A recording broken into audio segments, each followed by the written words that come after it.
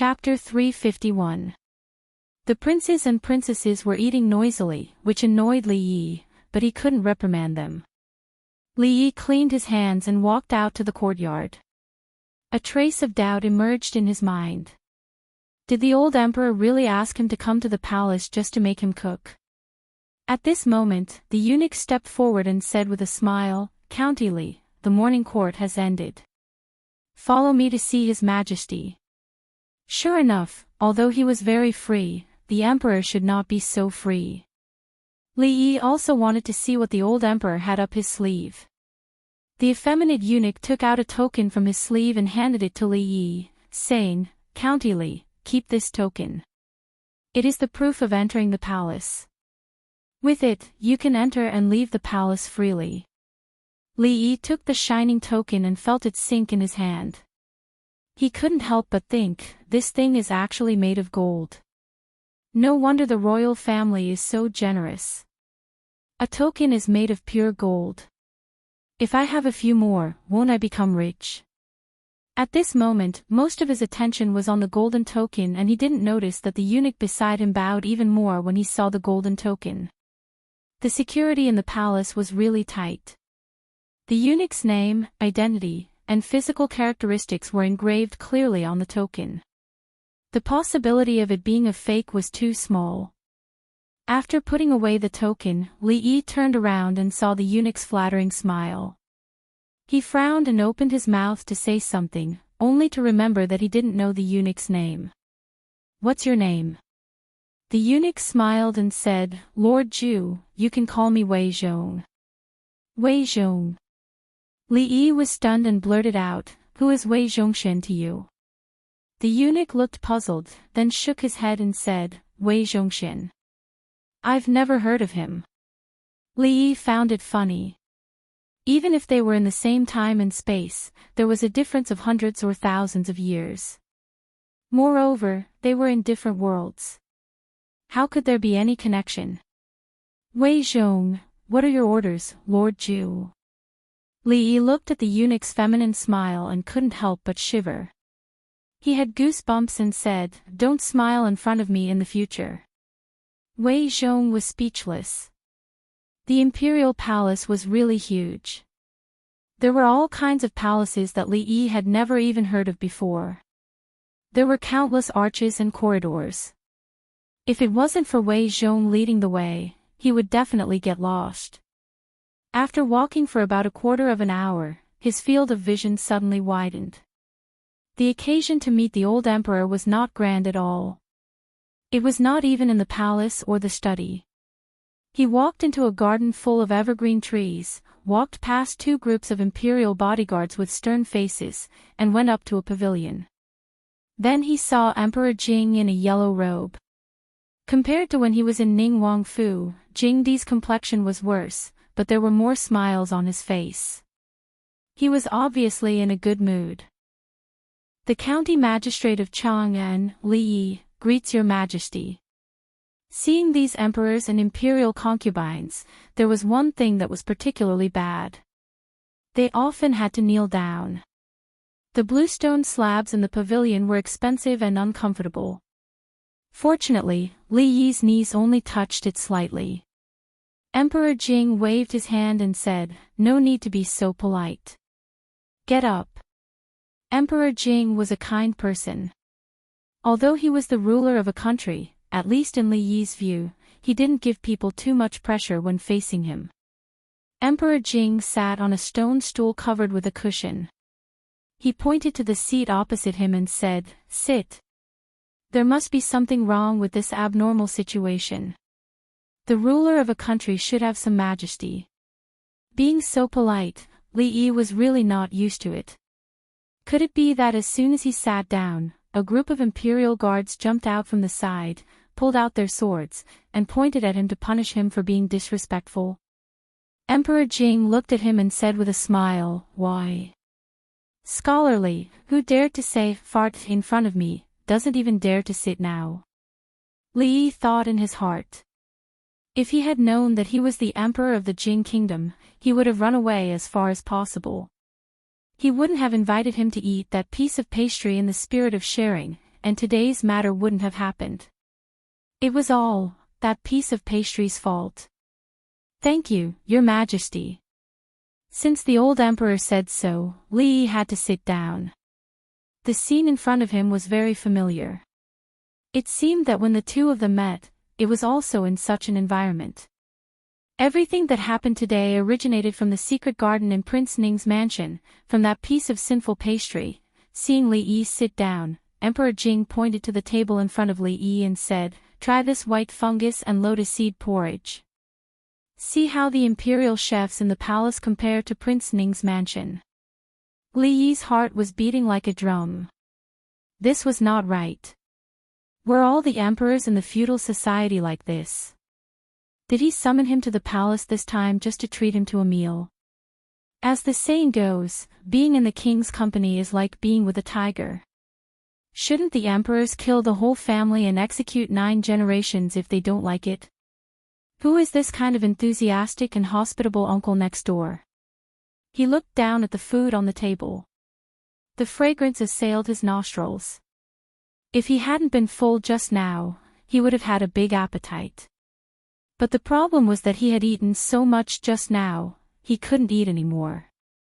Wei Zhong, who was standing outside the pavilion, lowered his head, but his attention was always on the pavilion. At this moment, his face was pale, and his legs and stomach were trembling. He racked his brain to recall if he had offended Li Xianzi in any way today. If he had, he would risk his life to save it. Yes, Li Xianzi didn't seem to like him smiling. In the future, he couldn't smile in front of him even if he died. The emperor was a temperamental animal. Who knew if he would turn hostile in the next moment even if he was smiling now? Li Yi had to pick up the white fungus lotus seed porridge in front of him and took a sip. The porridge was delicious, really delicious. But he had just drunk most of the white fungus lotus seed soup from Her Royal Highness and eaten a plate of egg fried rice. No matter how delicious the porridge was, he couldn't drink it anymore. Not to mention, white fungus lotus seed porridge. How is it? Jing Emperor asked with a smile. The heat is just right. Li Yi felt bitter in his heart, but he still had to keep a smile on his face. Jing Emperor seemed to be in a good mood. He picked up the chopsticks and ate. He drank 2 bowls of porridge in a row, which stunned Li Yi on the opposite side. The old man standing behind Jing Emperor showed a smile on his face. At this time, the emperor didn't have any burden on his shoulders, just like that time in Prince Ning Mansion. The horseshoes, the divine punishment, and the words he unintentionally said were all deeply in the emperor's heart. The boy on the opposite side was really a guy who was good at creating miracles. The emperor once said, "Li Yi alone is worth thousands of troops and horses." This sentence seemed to be exaggerated, but everything he did was seen by Changde. He was like a lucky star who could always solve the emperor's problems in time. Especially in this battle of defending the border, it was the biggest achievement the emperor had made since he was on the throne. In the secret letter, General Su Dingyuan praised the divine punishment very much and almost attributed all the military achievements to the divine punishment. The emperor's prestige in the imperial court reached the peak of more than 10 years. The local magnates who had been restless also settled down. The envoys of the Qi kingdom were already on the way. This was the first time in decades that the Jing kingdom had taken the initiative in the struggle with the Qi kingdom. It would be recorded in history forever. Chapter 352. Accompany me to eat, accompany me to drink, accompany me to sleep. Of the 3 companions, Li Yi was only the first. As the ruler of a country, he could ask anyone to eat with him with just a word. Why did he choose him? Li Yi was already very full, but he still had to force himself to finish the white fungus and lotus seed porridge in front of him. He picked up some food with his chopsticks. Fortunately, the old emperor had not eaten his fill in the morning and seemed to have a good appetite.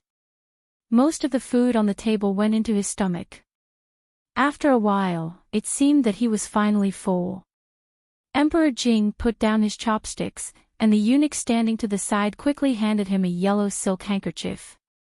Emperor Jing used it to wipe his mouth and suddenly asked, "Do you have any dissatisfaction with me for letting you come to the capital from Qing and Prefecture? I am indebted to your majesty to be made the magistrate of Chang and County. It is a matter that brings honor to the family. I am not dissatisfied." Even if he was dissatisfied, he could not say it so bluntly. The old emperor's question was basically a useless question. Of course, this sentence could only be thought by Li Yi. "I know that you are lazy and unwilling to participate in the disputes of the court. I promise you that I will not involve you. Thus, I will only give you the title of nobility and not increase your rank." Emperor Jing stood up and said, "This is the land of the Jing kingdom. What is the difference between Qing and Enjingdo? You are a rare pillar of talent. Everything you have done in the past 6 months has not solved my urgent needs. If you cannot be used by the country, it would be a great regret." Li Yi was a little ashamed. Compared to others, he lacked national pride and national honor. But this could not be blamed on him. His soul came from another world. He was not a citizen of the Jing kingdom. Even though he had integrated into the current society and accepted it, the deep-rooted things in his bones could not be easily changed. Moreover, the difference between a person's strength and the resistance he might face was too great. There is no suitable position for you in the imperial court, but if you are left idle at home, it will be a waste of talent. I believe that you do not want to be idle. When Emperor Jing walked out of the pavilion, Li Yi could only follow. After a pause, he said, "The Directorate of Imperial Academy has a high opinion of the new algorithm. Since you are quite accomplished in mathematics, why don't you go to the palace and teach the princesses and princes about mathematics? They always complain that the lessons taught by teacher are obscure and difficult to understand. You should have a better way." Li Yi really wanted to say that he was very willing to do nothing. He could just be a parasite in the country. What was the point of teaching mathematics? His students were either princesses or princes. It would definitely not be easy to discipline them. Why did he have to make things difficult for himself? However, the old emperor was obviously announcing the truth and not asking for his opinion. No matter how unwilling he was, he could only keep his opinion to himself. The princess and the princes are still young, and they are stubborn and mischievous. It's not easy to discipline them. Just treat them as students, and when the time comes, do as you please. Do as I please. These words could be interpreted in any way. Coming from the mouth of the emperor, it meant that Li Yi, as a mathematics teacher, had a lot of authority. If any prince disobeyed him, he could punish him by standing and slapping his palms. These were all, "do as I please." Standing with the emperor was a very stressful thing, even though he was very approachable and did not put on airs like an emperor. Fortunately, the old emperor was very busy and did not have so much time to waste here with him. Maybe he only took out a part of his lunch time. Being a teacher for the princes and princesses was something that Li Yi did not expect. However, he only needed to teach them 5 times a month, and each time was only for 2 hours. The working conditions were quite good. For Li Yi, who had rich work experience, it was not that difficult to accept. Of course, this time it was not for free, and he was paid. "County Magistrate Li Yi, let me see you out of the palace." Wei Zhong expressionlessly led the way for Li Yi with a straight face. Li Yi did not understand why the man, who had been smiling just now, suddenly had such an expression. Finally, when they were about to walk out of the palace, he could not help but ask, "Eunuch Wei, you have been wearing a straight face all the way here. Do you have a problem with me?" Wei Zhong's body trembled when he heard this, and his face revealed a terrified expression. He said, "County Magistrate Li, didn't you tell me not to smile in front of you?" The poor eunuch was about to cry in his heart. When had he ever met such a difficult person to please? He could not smile, but he could not smile either. In front of him, he had to be more careful than in front of the emperor. Li Yi was stunned for a moment. He just said it casually. He didn't expect this guy to take it seriously. He waved his hand and said, "Forget it. I was just saying. Don't take it seriously. Laugh if you want." Although he did not look good when he smiled, it was much better than wearing a straight face, as if he would stab people in the back at any time. When he entered the palace, he was carried in a sedan chair, but he had to walk back by himself.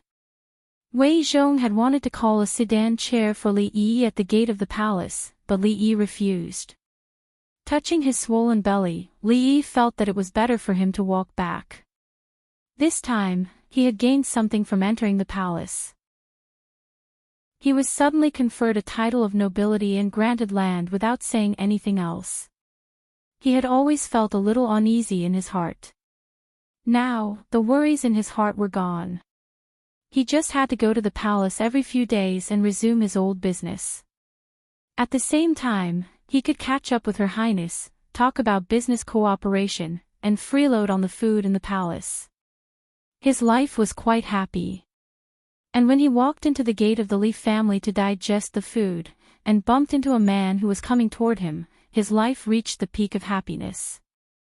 An extremely surprised expression appeared on Li Yi's face. He asked, "Fong, why are you here? Have Rui and Xiaohuan arrived?" Fong was also surprised. The next moment, he gave Li Yi a big bear hug and patted him hard on the shoulder. When Li Yi was almost out of breath, he let go of him and said with a grin, "Yes, we just arrived in the capital. If it hadn't been for the rain, we would have arrived a few days ago. By the way, why are you here? Where are Rui and Xiaohuan now? It's such a long way. I was worried about Miss and Xiaohuan coming to the capital, so I followed them. If something really happened, it would be more convenient for a man to help." Fong said with a silly smile, "We just arrived not long ago. Madam is talking to Miss." If little Aunt hadn't told him yesterday, Li Yi still wouldn't have known that the old madam had also brought them here. At this moment, he couldn't hide the excitement in his heart.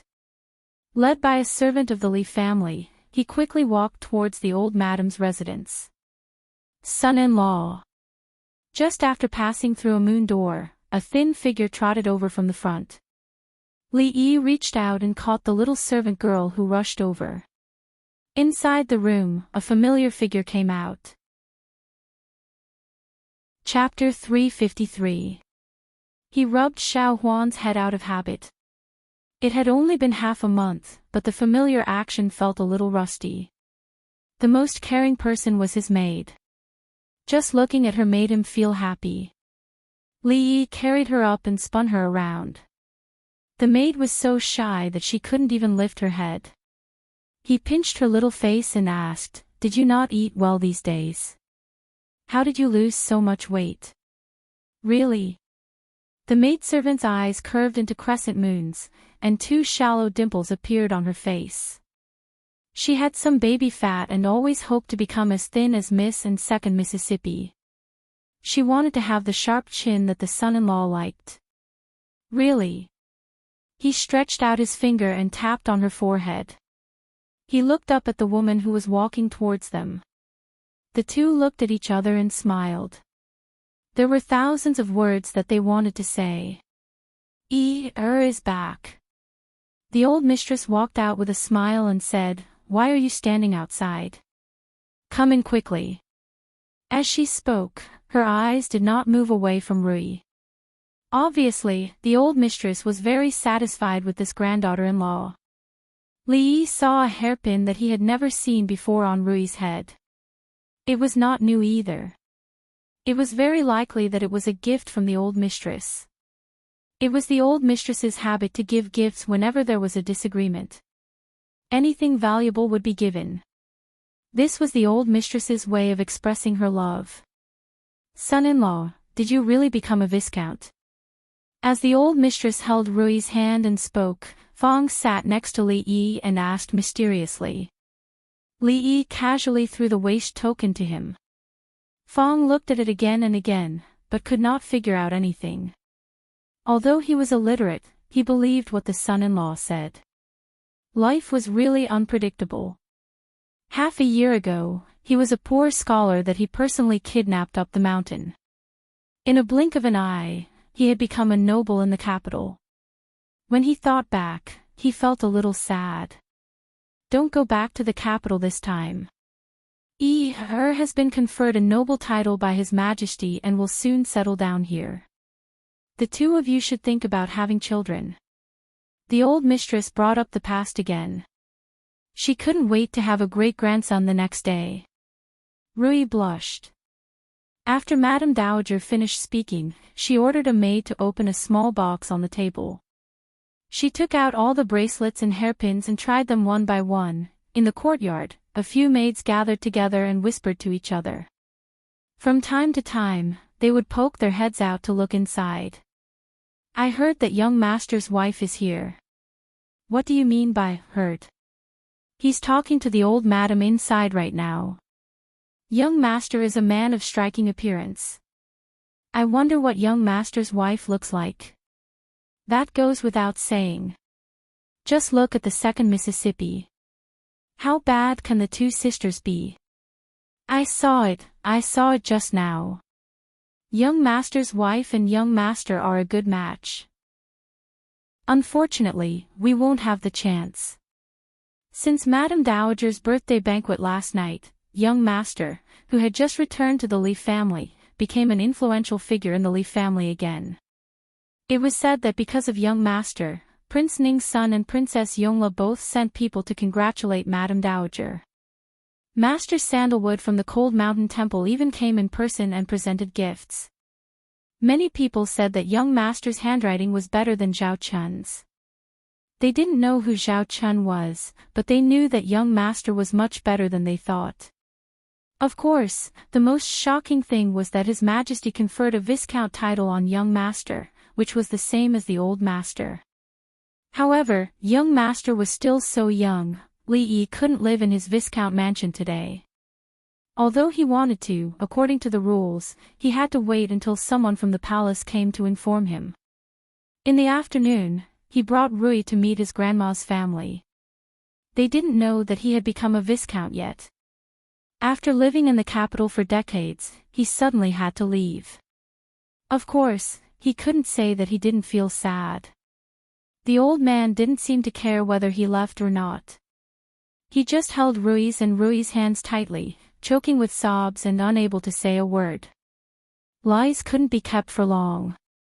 Every time he avoided a certain question, the old man seemed to realize something. He became silent more and more often. At night, they returned to the Li family. The four of them stayed in the small yard, which finally looked like a home again. The little maid obviously had a lot to say. After she opened her mouth, she didn't stop talking. Most of the things that happened in Qing and Prefecture in the half a month after Li Yi left. In the top courtesan competition of the Lantern Festival, Lu Xiaoqiao finally won first place. However, the most famous one was Xing Zumo, the former top courtesan of the Jade Yard. A gifted scholar with the same name as the son-in-law wrote many poems for her. Many people offered sky-high prices just to see her. However, she had already redeemed herself and disappeared in Qing and Prefecture. The goddess of Luo Shui became a legend. This matter was probably the entertainment headline of Qing and Prefecture during this time. Even Xiao Huan had heard of it. Of course, what interested her most was the gifted scholar with the same name as the son-in-law. Li Yi was very surprised that Xing Zumo had redeemed herself for him. However, thinking about it this way, all her actions had a reasonable explanation. That was, before the top courtesan competition, she had already planned to redeem herself. She didn't want to increase her fame at all, because the price of redeeming herself would be higher. Li Yi was a little embarrassed. He had good intentions, but he almost ruined her big event. Li Yi felt that she must have scolded him a lot behind his back. However, she had actually left Qing and Prefecture. The chance of seeing her again in the future was very slim. Thinking of this, an inexplicable sense of loss appeared in Li Yi's heart. The young servant girl continued, also, that old storyteller gave a lot of money to our family. Old Sun's dream of opening theaters all over the world had progressed to an unknown stage. Before he left, he had told him not to be too eager to expand. Steady progress was the best way. In the future, it wouldn't be convenient for him to write scripts. On a whim, he wanted to develop a similar entertainment industry in this world. However, this plan had been disrupted by this trip to the capital. He would leave all of this to old Sunday. The old man was in good spirits. It looked like he could still struggle for many years. As for what would develop in the end, he would have to wait and see. The business of Qing and prefecture had to be managed by someone he could trust. If the business in the capital started, no matter if it was the partnership with Ning Wang Fu with Rui Nectar, hard liquor, or the brothel, they would all seem less important. It would be better to invest them all in other areas. Perhaps he would have to personally go back once for this matter. Most of the things that Xiao Huan said were actually related to him. As for the change of prefect in Qing and prefecture and the issuance of some new government decrees, these things didn't seem so important. There was one thing that was very important. Last time, he had been delayed because he had rushed to the capital. This time, no reason could be an obstacle. The journey was tiring for the young servant girl. As Xiao Huan spoke, she leaned on his arm and fell asleep. Li Yi carefully lifted her up and placed her on the bed in the room. He covered her with the blanket and closed the door to leave. He was prepared to complete the unfinished big event in his life. When he walked into the courtyard, he happened to see Rui being pulled back into her room by Mississippi Lu. She said that the sisters hadn't seen each other for half a month and had a lot to talk about. It was normal for sisters to have deep feelings. Li Yi gritted his teeth and glared fiercely at the courtyard next door. He made up his mind. The money he owed to Mississippi Lu, he wouldn't return it even if he was beaten to death. Chapter 354. Duke Chen Residence. Li Minghan has passed away. The grudge between the Chen and Li family ends here. In the future, do not act against the Li family or target Li Mingze, and do not use the Chen family's resources in court. The eldest son of the current Duke Chen and the true leader of the Chen family, Chen Qing, spoke to his gloomy-faced younger brother, Chen Chong. The county magistrate of Chang'an, Li Minggan's son. Hearing the news, Chen Chong's gloomy face was still filled with disbelief. Then, a trace of anger appeared. It's just a county magistrate. Why should our Chen family be afraid of him? If only things were so simple, Chen Qing said gravely. But this is the first instance of His Majesty conferring a noble title in recent years, leaping from a commoner to a noble in the capital. I heard that on the day of the Li family's matriarch's birthday banquet, Prince Ning and Princess Yongla both sent congratulatory gifts. Do you really think that there is no connection between these matters? The Qin family's decades of glory had relied on the emperor's grace. In reality, whether it was the marquis or the dukes, which noble family in the capital was not like this? Whether it was glory or poverty, it all depended on the decision of the imperial family. For the Qin family, a county magistrate or even a marquis was nothing, but they could not ignore the thoughts of the emperor. A county magistrate conferred a title was not just a small viscount. For His Majesty to ignore the objections of the court officials, how important must he be in His Majesty's heart? It was not worth the emperor's displeasure for a little personal grudge. I understand. Chen Chong clenched his fists and could only sigh helplessly. The grudge with the Li family was a personal grudge. If it negatively affected the entire Chen family because of a personal grudge, he would become a sinner of the family. Walking out of the room, Chen Chong let out a long sigh. A deep sense of helplessness surged from the bottom of his heart. When he saw the woman sitting in the garden, the helplessness on his face immediately disappeared and turned into a smile. He slowly walked over and said, "In a few days, when the weather is good, let's go out for a walk. If you stay in the residence for too long, you will probably feel suffocated." The woman had a head of white hair and looked to be in her early 30s. She was originally staring ahead in a daze, but when she heard this, she returned to her senses. A faint smile appeared on her face as she said, "It's been more than 10 years. It's indeed a bit depressing. It's good to listen to second brother." Hearing this, a hint of joy appeared on Chin Chong's face. "I will arrange it immediately." The woman nodded with a smile, but the light in her eyes was still a little lacking. The sudden appearance of a noble was something that all the influential families in the capital had to pay attention to. It was especially so when they found out that they knew nothing about the county magistrate of Chang'an. It was as if he had appeared out of thin air and suddenly gained the favor of the emperor. Everyone was shocked and surprised. The officials in the court were naturally opposed to this. Almost all the nobles in the capital had obtained their titles during the founding of the country. From then on, it was harder than ascending to the heavens to be conferred a title. Many old officials had worked hard their whole lives and still could not obtain such a special honor. Prestige was only for one generation and could not be passed on to the children and grandchildren. How could a young man with no contributions be conferred a title? The emperor's action would chill the hearts of many officials in the court. However, everyone's opposition was suppressed by the emperor. A few of the big shots in the court also chose to remain silent. Even the censors did not submit a memorial, which made everyone feel that something was wrong. The emperor would not confer a title for no reason.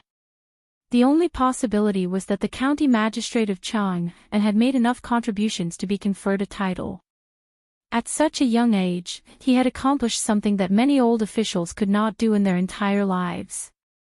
There was no way to verify this, and the emperor would not explain it in detail to them. It seemed that they could not get any useful information from the county magistrate of Chang'an. This was because the county magistrate was not like the other nobles. After being conferred a title, he did not invite other nobles, nor did he hold any banquets. He was so low-key that it made people's hair stand on end.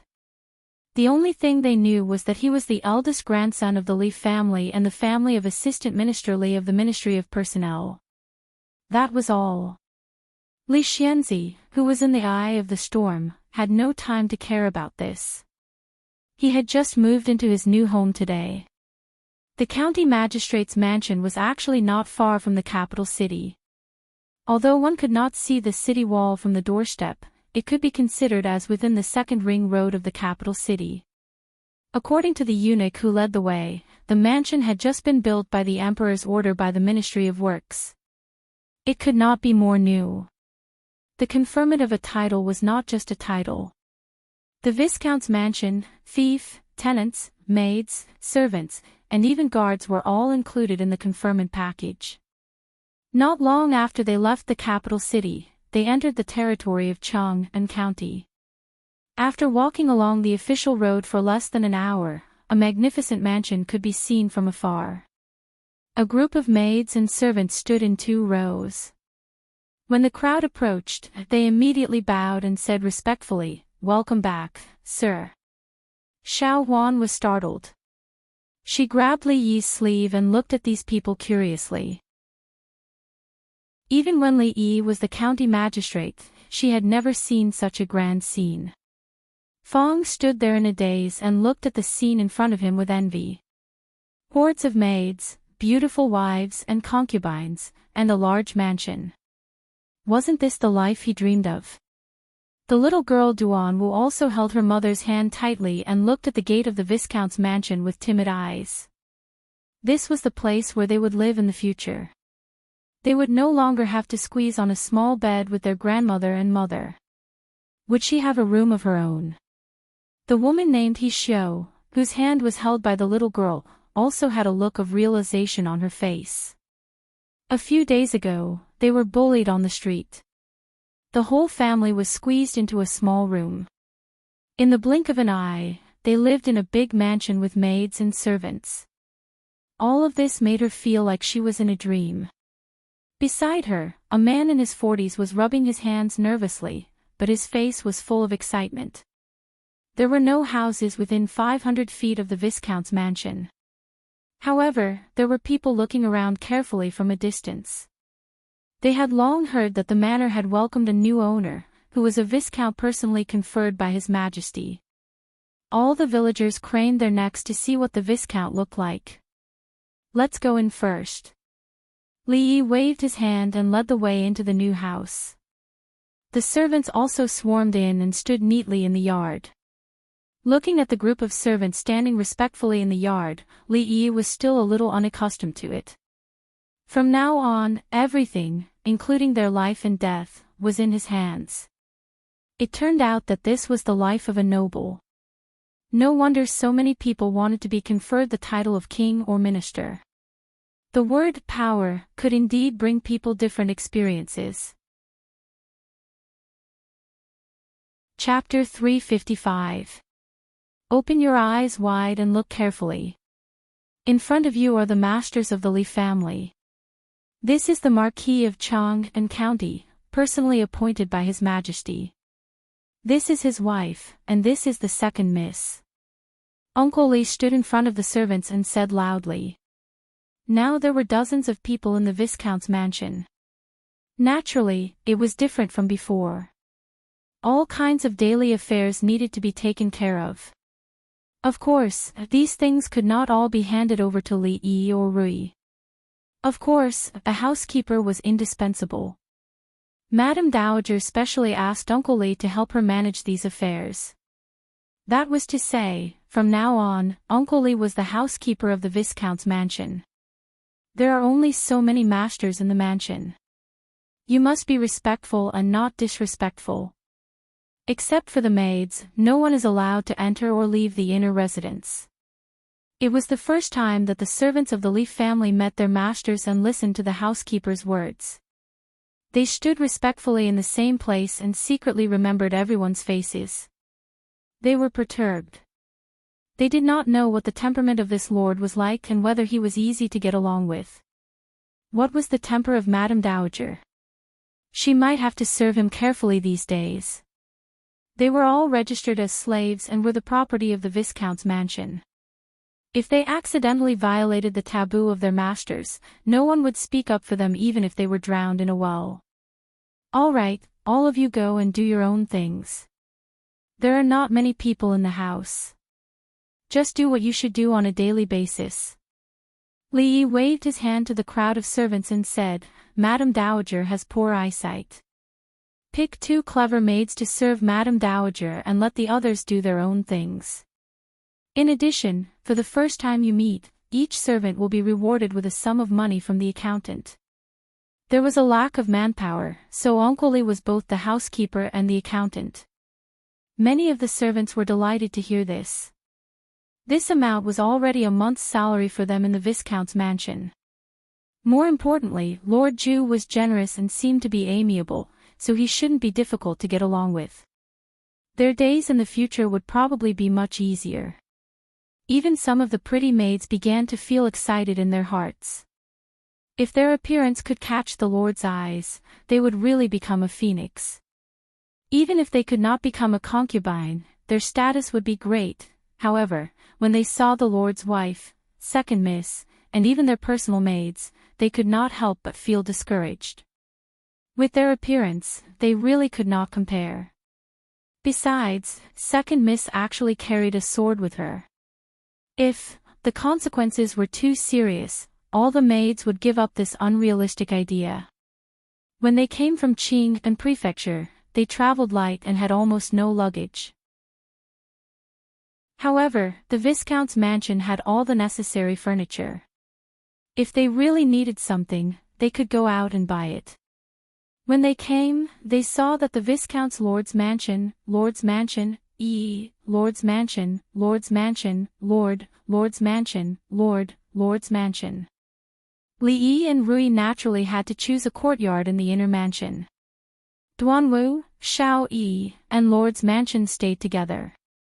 Mississippi Lu chose another. Xiao Huan did not dare to live alone, so she stayed with her. Fong and uncle lived in the outer mansion. As the mistress, Rui was taken by two maids to familiarize herself with the Viscount's mansion. Xiao Huan also followed.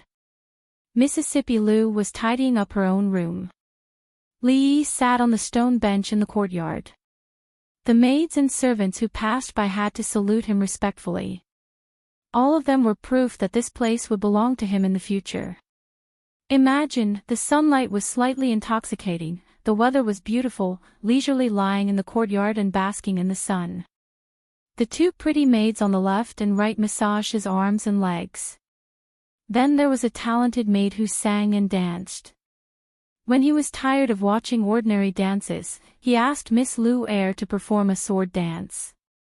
With this life, what more could he ask for? Half a year ago, he was still hiding in the mountains, drinking porridge and stealing chickens. Now, he had crossed the threshold of being well off. He lived in the most prosperous city with a group of maids and servants. He officially lived the luxurious life of a feudal aristocrat. Young master, are we not going back to Qing and mansion in the future? Fong asked with a confused face. Li Yi felt that he had fallen. He was actually thinking about whether there was a big mansion with maids and servants in Qing and mansion. It seemed that it was easy to go from frugality to extravagance, but difficult to go from extravagance to frugality. He had not even started to enjoy, but he had already forgotten the hard life before. Anyway, it's not too far. If your wife agrees, you can come to the capital with her and Juzi. If old Sue and the others are willing to come, you can come with them. There will always be a place for you here. They had gone through the toughest days together and experienced life and death together. The group of people far away in Qing and mansion were actually the most trustworthy people. Okay, I'll go back tomorrow. Fong had obviously been waiting for Li Yi to say this. He slapped his thigh and said. After going through so many things, they were used to treating Li Yi as their backbone. The son-in-law and mistress were both in the capital, so there was no point in them staying in Qing and Fu. Those people were restless in their bones.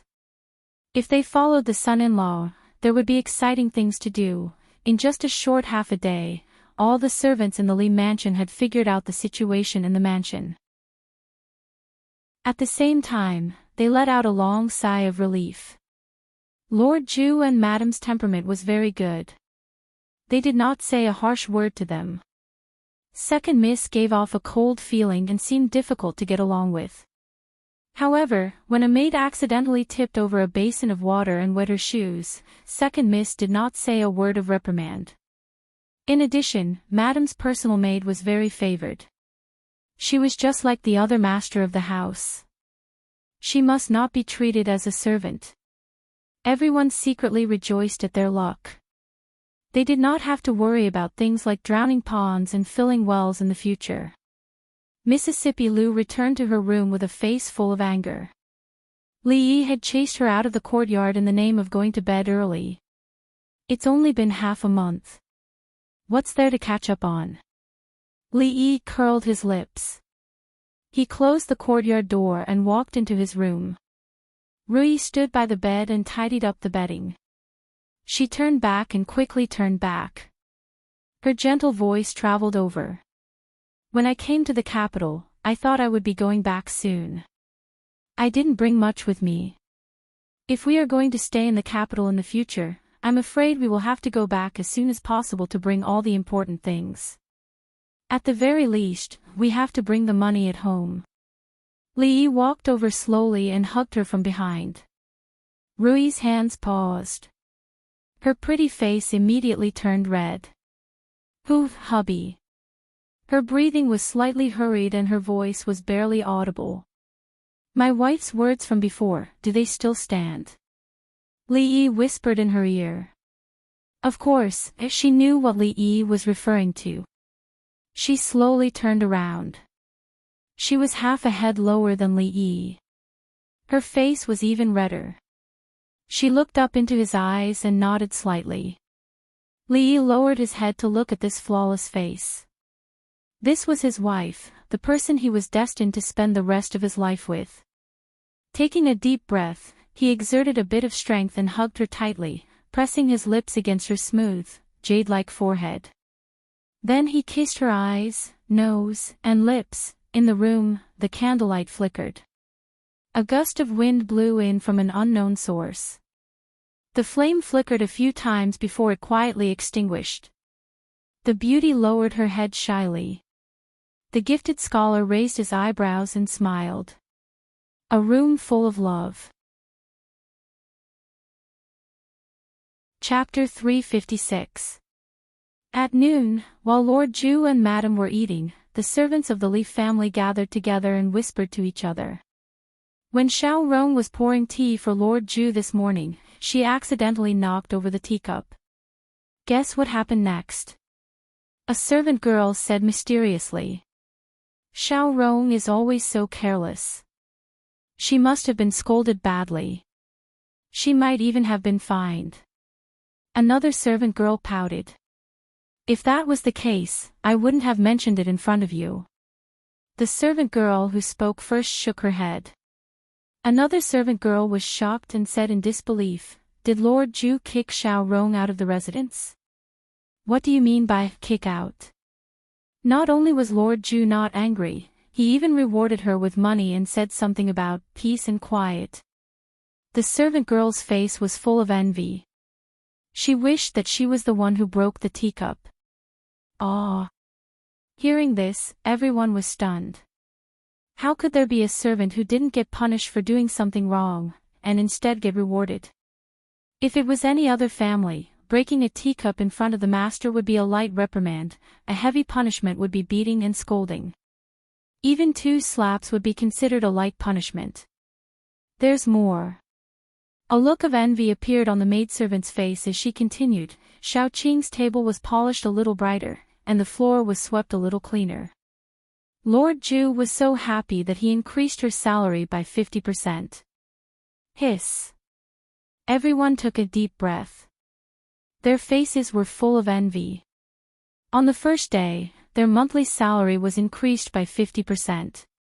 Why didn't such a good thing happen to them? At this point, the servants of the Li family understood that their Lord Ju had a habit of rewarding people whenever he was happy. It seemed that they had to perform well in the future. Their future was suddenly full of expectations. I understand now. No wonder Li San came out with a bunch of broken vase pieces. He already knew about it. A servant in green suddenly realized. Li San also got his monthly salary raised. Another servant said with some dissatisfaction. What the hell was this? They worked so hard, but they didn't get rewarded. Others who broke teacups and vases were either rewarded or increased salary. This was too unfair. A few servants were already thinking about what other worthless things there were in the residence. Should they find a chance to break them too? Otherwise, wouldn't they be at a disadvantage? Promotion fee. The well-informed servant girl shook her head and said, I heard that Li San was viciously kicked twice by Lord Ju. He is not allowed to eat until he fills the 2 large vats of water in the residence before nightfall. The servants looked at each other speechlessly. It seemed like this method was not going to work. Right, Xiao Rong and Xiao Qing were both maidservants. Could it be that only the maidservants in the residence had this special exception? All the male servants immediately felt somewhat indignant in their hearts. This kind of matter, they couldn't decide for themselves. Why are you all gathered there? Have you all finished your work? A voice sounded out from behind. Everyone's faces changed as they dispersed. In the entire estate, compared to Lord Ju, they were even more afraid of Butler Li. Fong and a middle-aged man were squatting at the door, each holding a huge bowl in their hands, eating and chatting happily. Li Yi called them twice, but they weren't willing to sit at the table, so he let them be. Old Foreign couldn't see and needed someone to serve her when she ate. For this matter, Little Aunt wasn't willing to let the maidservants do it for her. She only sent someone to deliver the food to old Furin's room, and she fed old Furin mouthful by mouthful. At the dining table, Li placed all the dishes that Duanwu couldn't reach onto her plate. The little girl was too skinny. She was still growing and should eat more. Thank you, big brother. Perhaps it was because of her character from a young age, she didn't speak much and always had a timid look. Even though things were different now, it was a habit that was formed over a long period of time that wasn't easy to change. On one side sat Duanwu, and on the other side sat Xiaohuan. The most considerate servant girl was always the little servant girl. She knew what he liked to eat and what he didn't like to eat. In the time it took for Duanwu to take food, her own bowl also piled up into a small mountain. All right, that's enough. He stopped the little servant girl from taking more food into her bowl. Although the cooking skills of the Fu's maids were not bad, he still had to eat slowly. Mississippi Lu was still holding a grudge against him for forcefully chasing her away last night. There were a few times when Li Yi wanted to eat something, but she always snatched it away before he could. He was in a good mood today and didn't intend to argue with her. She raised her head and met Rui's eyes. A red cloud immediately appeared on her face and she quickly lowered her head. Although they had been married for half a year, it had only been a day since they became real husband and wife. It was understandable that she was a little thin-skinned. Thinking about it, it was better to be alone. In a few days, he would go back to Qing and Prefecture and arrange everything there. Only he and Rui would go back, without Mississippi Lu. It would be a honeymoon trip. It would be fun to walk and see along the way. The scripture for the old monk was almost finished. After a few days, he would send someone to Cold Mountain Temple. This matter would be settled. He still had to find a chance to discuss the business with Her Highness. It was definitely not enough to rely on the salary of the court to support the family. This matter concerned dozens of people in the Viscount's mansion, so he couldn't be careless. From a family of 4 to the master of such a big Viscount's mansion, it was not easy to adapt to the psychological gap. In addition, he had no experience and laziness. If Uncle Li, the housekeeper, didn't take care of everything, Li Yi really didn't know how to run it. Not long after the meal, old mistress of the Li family came to the mansion in person. On the one hand, she wanted to see how her grandson's Viscount's mansion was doing. On the other hand, she had a lot to say to her granddaughter-in-law. The two of them talked in the room, and Li Yi was not allowed to go in.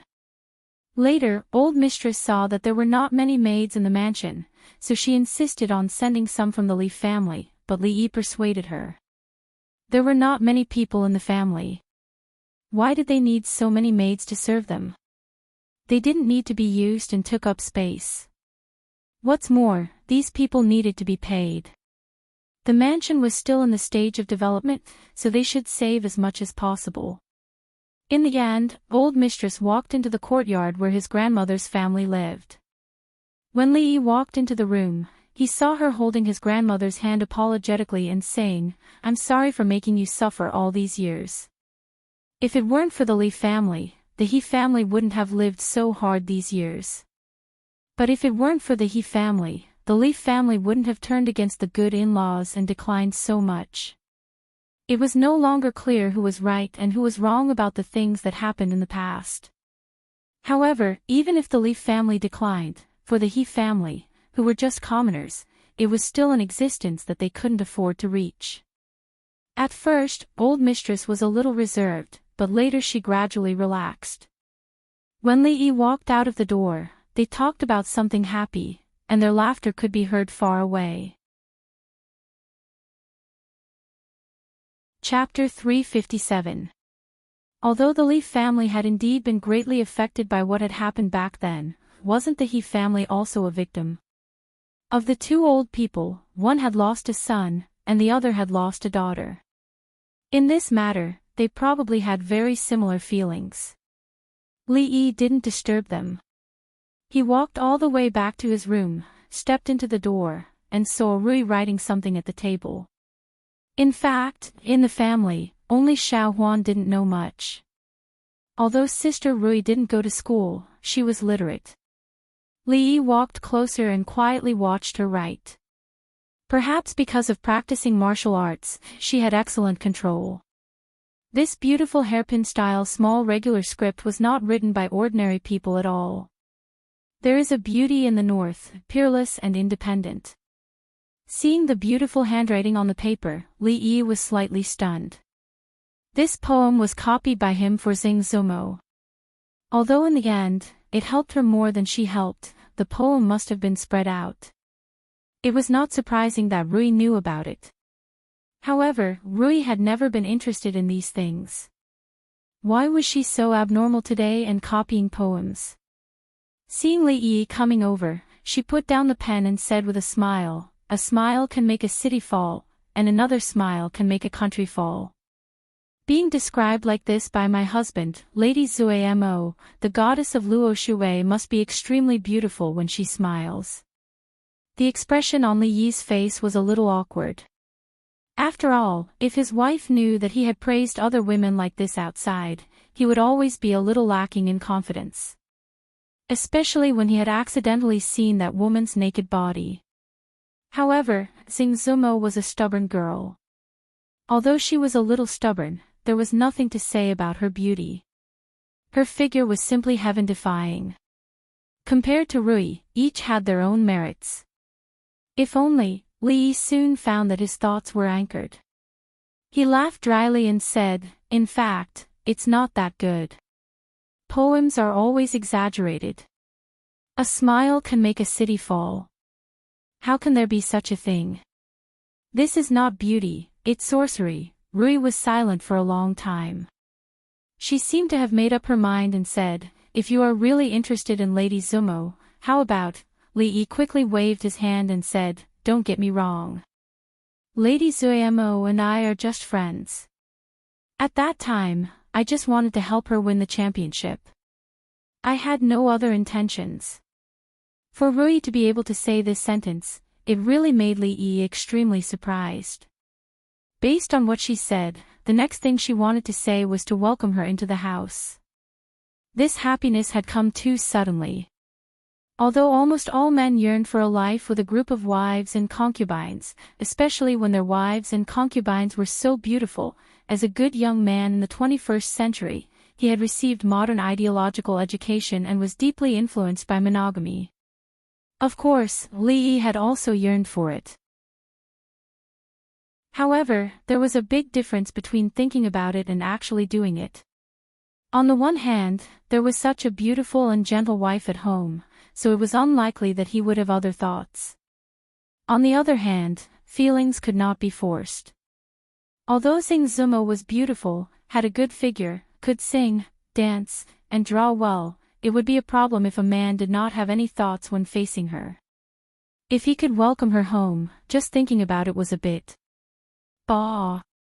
On the one hand, there was no emotional foundation. On the other hand, she did not have any feelings for him. This matter was not feasible at all. Rui looked up at him and whispered, "Don't worry, husband. I am not a jealous woman. If you did not have feelings for Lady Zuamo, how could you write such a poem? Don't, it's just a few poems. If you are willing, I can write 10 or even 100 for you now. Lady Zuamo and I are really not what you think." Li Yi hurriedly explained. Rui's temperament was still more traditional. She considered everything from her own standpoint, which made Li Yi feel angry and amused at the same time. How could there be a legal wife who would take care of finding a concubine for her husband? If the person who said this was Mississippi Lu, then he would definitely refuse her sternly at the first moment and give her a severe ideological education, indicating that he was devoted to Rui and had never thought of taking a concubine. Because he knew that as long as he showed a certain desire in front of Mississippi Lu, what was waiting for him was definitely not a happy life with a beautiful wife and concubine, but a sword that would cut him in the head. But since Rui could say so, she must have thought so. He didn't know how long she had been struggling when she made this decision. "Husband, you really didn't." When Rui raised her head and spoke uncertainly, Li Yi had already held her in his arms, patted her shoulder, and said, "Don't think too much. I really didn't mean it." "Don't say that I didn't mean it, Lady Zuamo didn't mean it either. Don't say these words again." The relationship between men and women in this world was still conservative. If they were not husband and wife, they probably wouldn't have too much contact on normal days. However, for Li Yi, who had a modern mind, it was really normal to have a few friends of the opposite sex. Even Fong had a mysterious little Hong. If their temperaments were compatible and their temperaments were congenial, a friendship that started with feelings and ended with etiquette was still worth advocating. With Wan Ruoqing, with Sing Zuamo, with Emingsu, these were all the purest relationships between men and women, except for the occasional dreams he would dream of them. But this kind of thing was out of Li Yi's control, and he had never had any improper thoughts in reality. If he really got all of them together, even if he didn't worry about the harmony of the harem, he would have to worry about his kidneys. "I understand," Rui said softly with a slightly red face. A light cough came from the door. Mississippi Lou knocked on the door and said, "Have you guys hugged enough? Someone is looking for you outside. It seems to be from the palace." After saying that, she looked into the room with a strange look, turned around, and left. Rui hurriedly left Li Yi's arms, and her face became even redder. Li Yi's expression was slightly annoyed. He was always disturbed at the critical moment.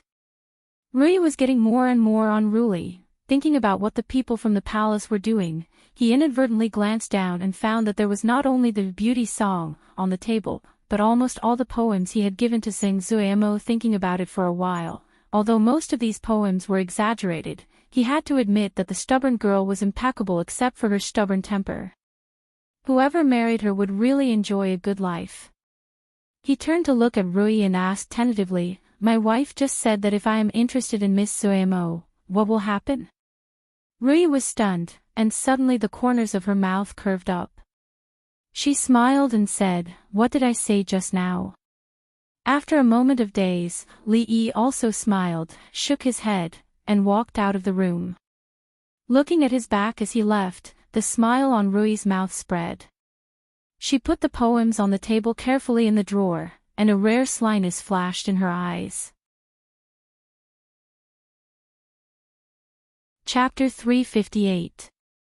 Thinking about what happened just now, even Rui knew how to play tricks, which made Li Yi, who thought he knew her very well, feel tired. Fortunately, he held his bottom line just now and was not fooled by the bait she threw out. If he had been careless and exposed his thoughts as a man, what would have happened? He didn't know. Even he couldn't figure out Rui now. The person who came from the palace was still a eunuch, but he was not someone Li Yi knew. He stood straight in the front hall with a straight face. When he saw Li Yi coming in, he stepped forward and said in an emotionless voice, "His Majesty has ordered me to teach mathematics to the princes and princesses. Today, the doctor of mathematics of the Imperial College is on leave due to illness. In order not to delay the studies of the princes and princesses, please come with me to the palace now." Now? Li Yi frowned. He was in such a hurry that he didn't even give people time to prepare for the lessons. What was he going to teach in the palace without any preparation? The eunuch urged with a straight face, "The studies of the princes can't be delayed. You'd better hurry up, Li Yi." I know. Wait a minute, I'll come out soon." Li Yi waved his hand, turned back and said a few words to Rui. Soon, he came out, looked at the eunuch and said lightly, "Let's go." A carriage was already parked outside the palace.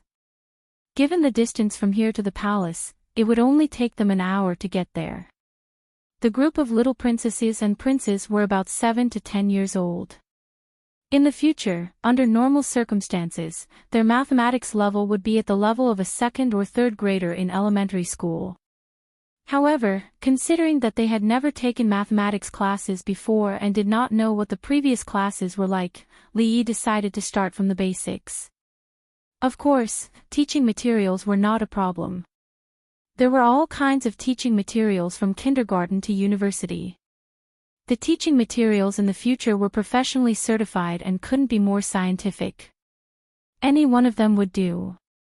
He showed his waist token at the gate of the palace and walked in with the eunuch.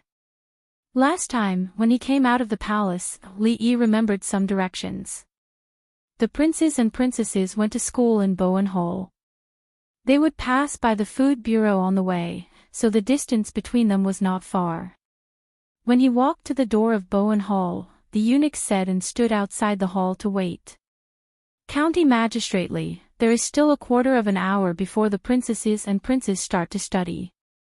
You can go in first. Bowen Hall was a small palace.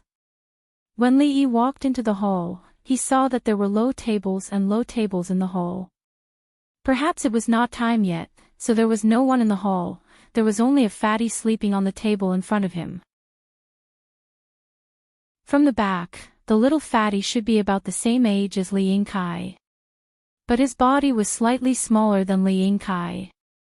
Li Yingkai was sleeping. Perhaps Li Yi's footsteps woke him up.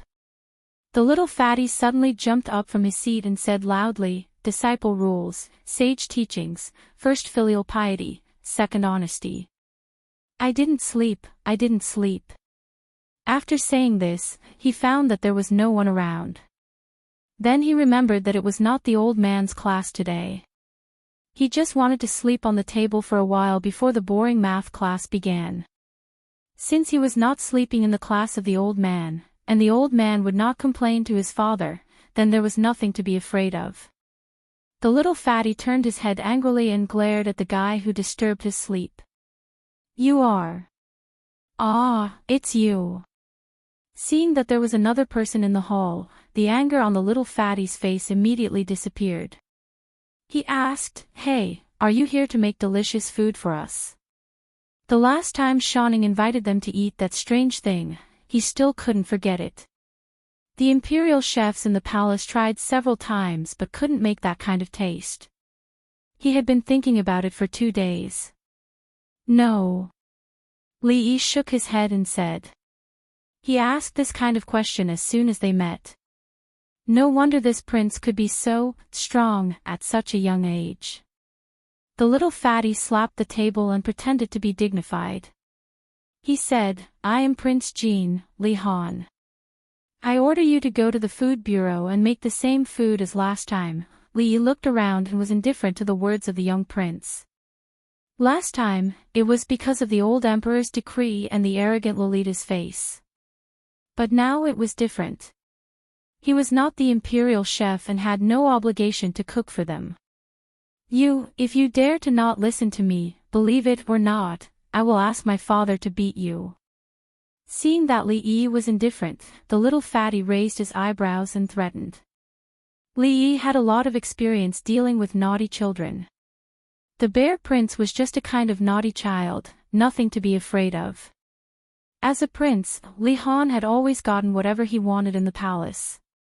Other than being afraid of his father, afraid of eldest royal sister, afraid of Shou Ning, afraid of Li Li who would bite people, afraid of that old man, afraid of another old man, afraid of... who else had he been afraid of? In short, a chef from the food bureau dared to disobey his orders. This made Prince Jean very angry. "You dare to be disrespectful to me? Just you wait, I will tell my father today." Li Han looked at Li Yi and said angrily. If he didn't beat him, he wouldn't be able to vent his anger. But he couldn't beat him too hard. Otherwise, who would cook for him? Not long after Li Han's words fell, 7 to 8 figures came in from the door. There were men and women, and the one in the lead was Princess Shining. "Ah, why are you here?" When she saw Li Yi, Princess Shining was pleasantly surprised. Among the princes and princesses, a few had seen Li Yi before, but they only thought he was a chef from the food bureau.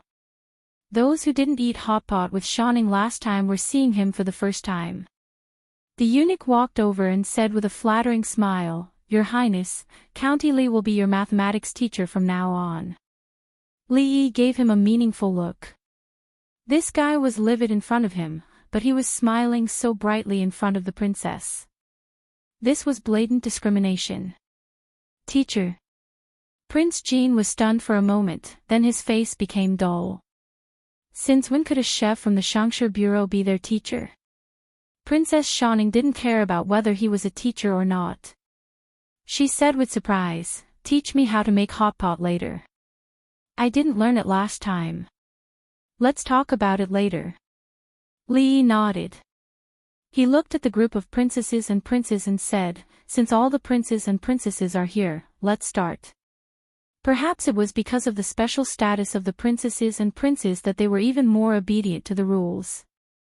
Without the temptation of a story, they all returned to their seats and sat properly. Even Li Han, who had wanted to hit him with the paddle just now, did not do anything out of line. First, Xiaoning introduced the princesses and princes. After Li Yi noted them down, he asked about the progress of her mathematics class. The answer he got was that they were still at the stage of learning Arabic numerals. The mathematics teacher from before was teaching them how to convert Chinese numerals into Arabic numerals. In other words, their mathematics was still at the most primitive stage. There was no blackboard or chalk in this world. Most of the courses they had to learn were taught. However, it was impossible to understand mathematics with just one's mouth. Fortunately, the mathematics teacher from before understood this. He stuck the white paper on the upright wooden board and wrote with a brush. It was similar to the blackboard of the future. "Before we start teaching, let's do a test." Li Yi turned around and wrote on the white paper with a brush. 36, 451, 68,832, 89,563. 75,467. When the princes and princesses were still wondering what the test was, Li Yi said again, "Write these numbers on the paper with Arabic numerals." Li Yi looked at Li Han, who was looking around, and a smile appeared on his face. He said, "Your Highness, come up and write." Chapter 359. Soon, the princes and princesses understood what the test was. Usually, when the teacher was in class, he would give them some tests, such as reciting articles, explaining the meaning of a certain sentence, and so on. If they could answer correctly, the teacher would praise them. If they couldn't answer correctly, there would be no punishment. The teacher would only repeat those things again or tell them to study hard. Only the mathematics teacher didn't care about their identity as princes and princesses. He would often hit their hands. His father actually acquiesced to this. Fortunately, the person teaching them mathematics would be changed in the future. The teacher in front of them seemed to be easy to bully. Obviously, Prince Jean thought so. Why should it be me? I'm not going. Li Han's round face was filled with anger. Although he was young, he was not stupid. He just said that he would tell his father to hit the other party. Now, he was asking him to go up and lose face. This was obviously revenge. Only a fool would really go up. The teacher's ABBA number was not fun at all. It was crooked and ugly. It was not written from top to bottom. He didn't even remember those numbers until now. Those millions, how would he know what those crooked numbers were? He would definitely lose face if he went up. For Prince Jean, who cared about his face, this was unbearable. Li Yi didn't care at all.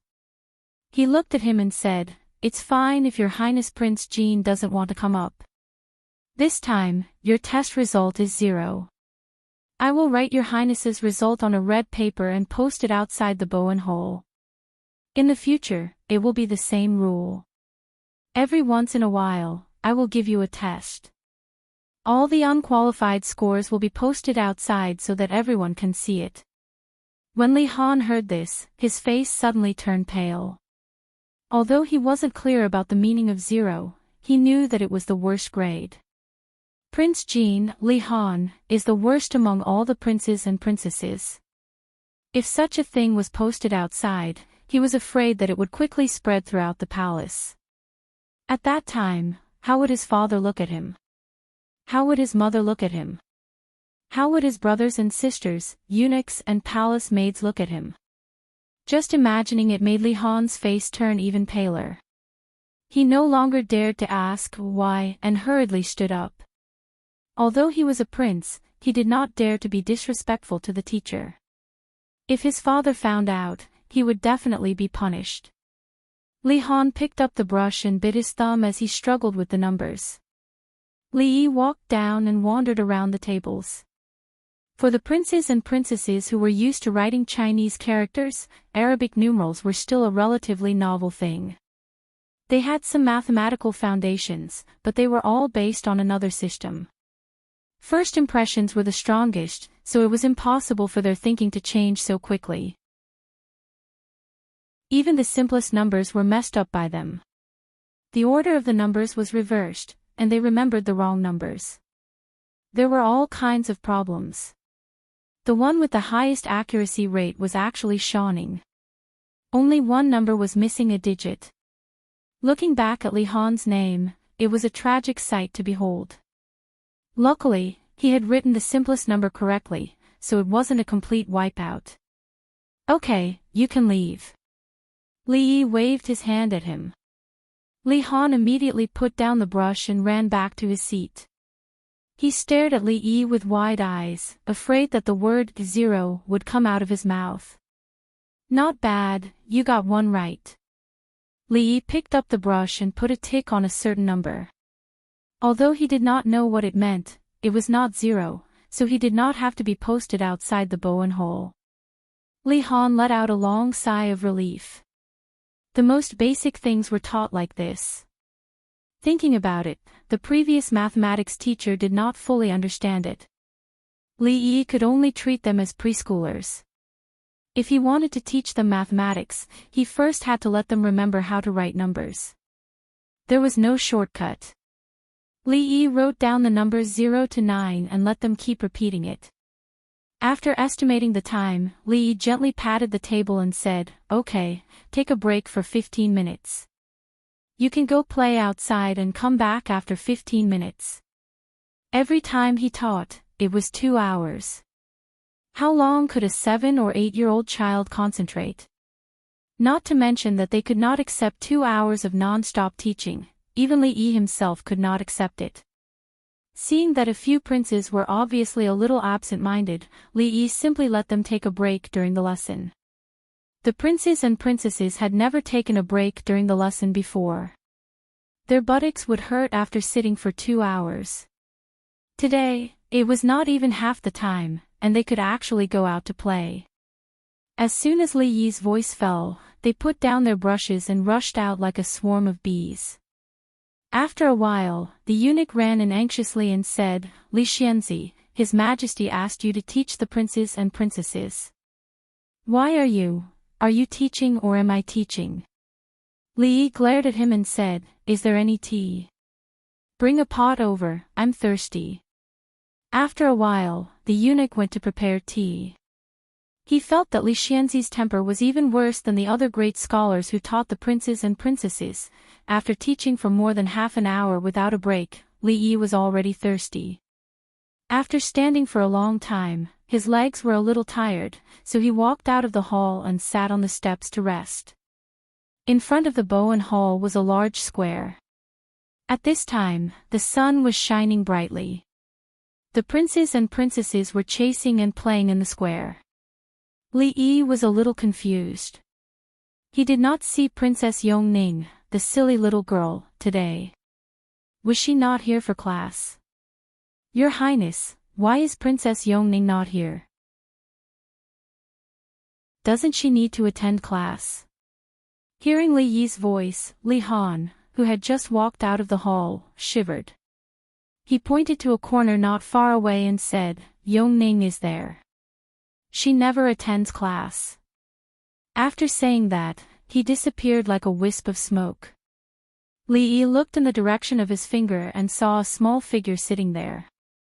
It seemed that she did not fit in with the whole world. A little princess and a little prince stood beside her and reached out to pull the doll in her arms.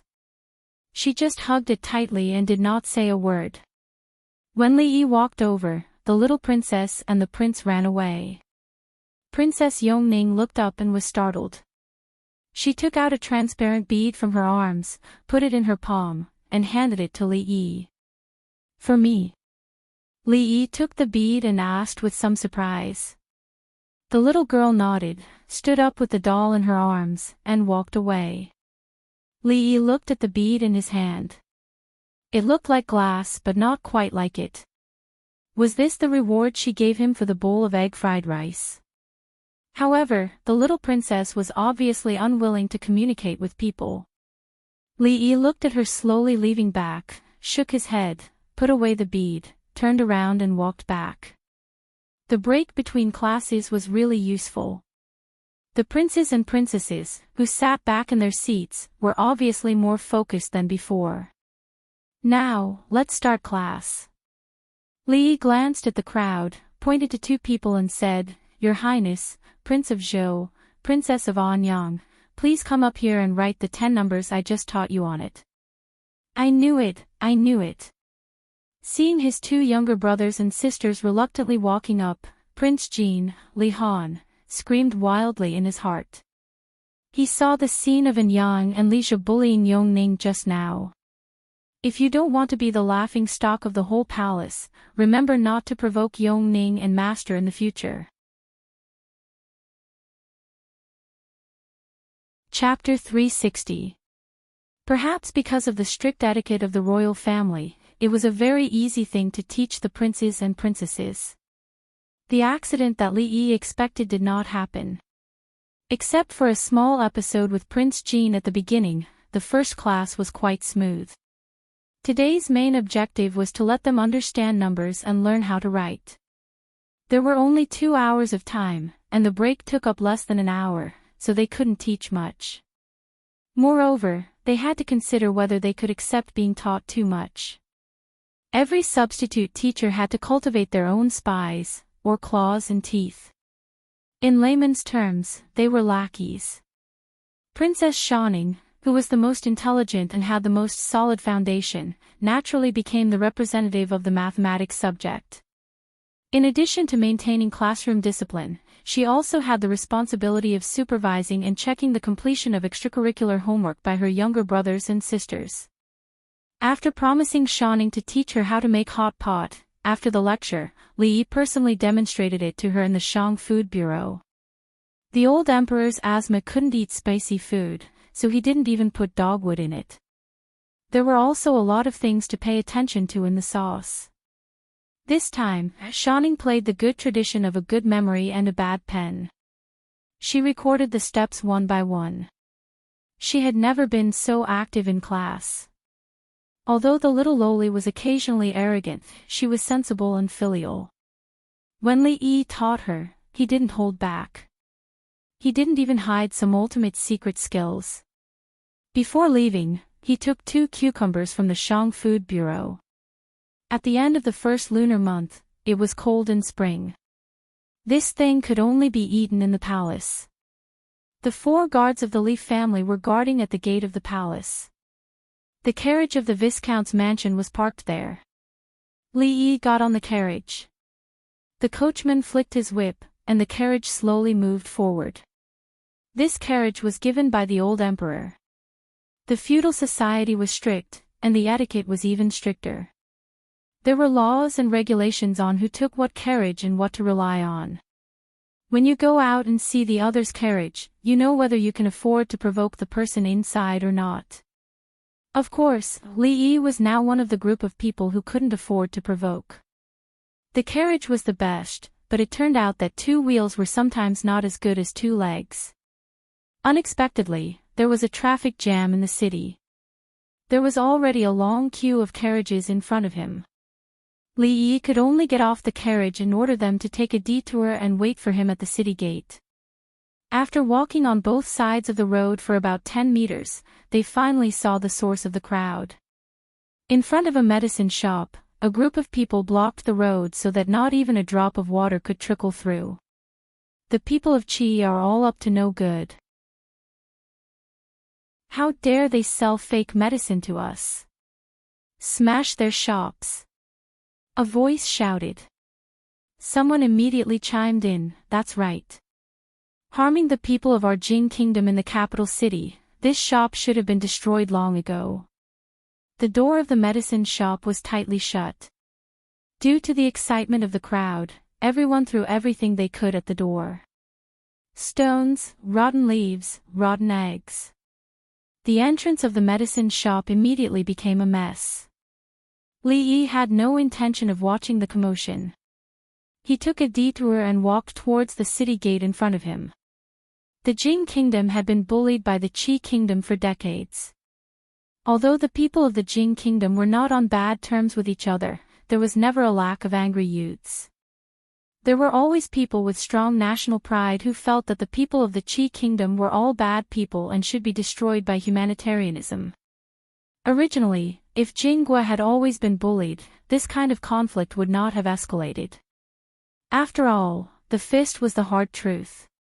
If there really was a conflict, based on the principle of maintaining international harmony and protecting international friends, the government would, to a certain extent, side the people of Qi to avoid becoming enemies with Qi again.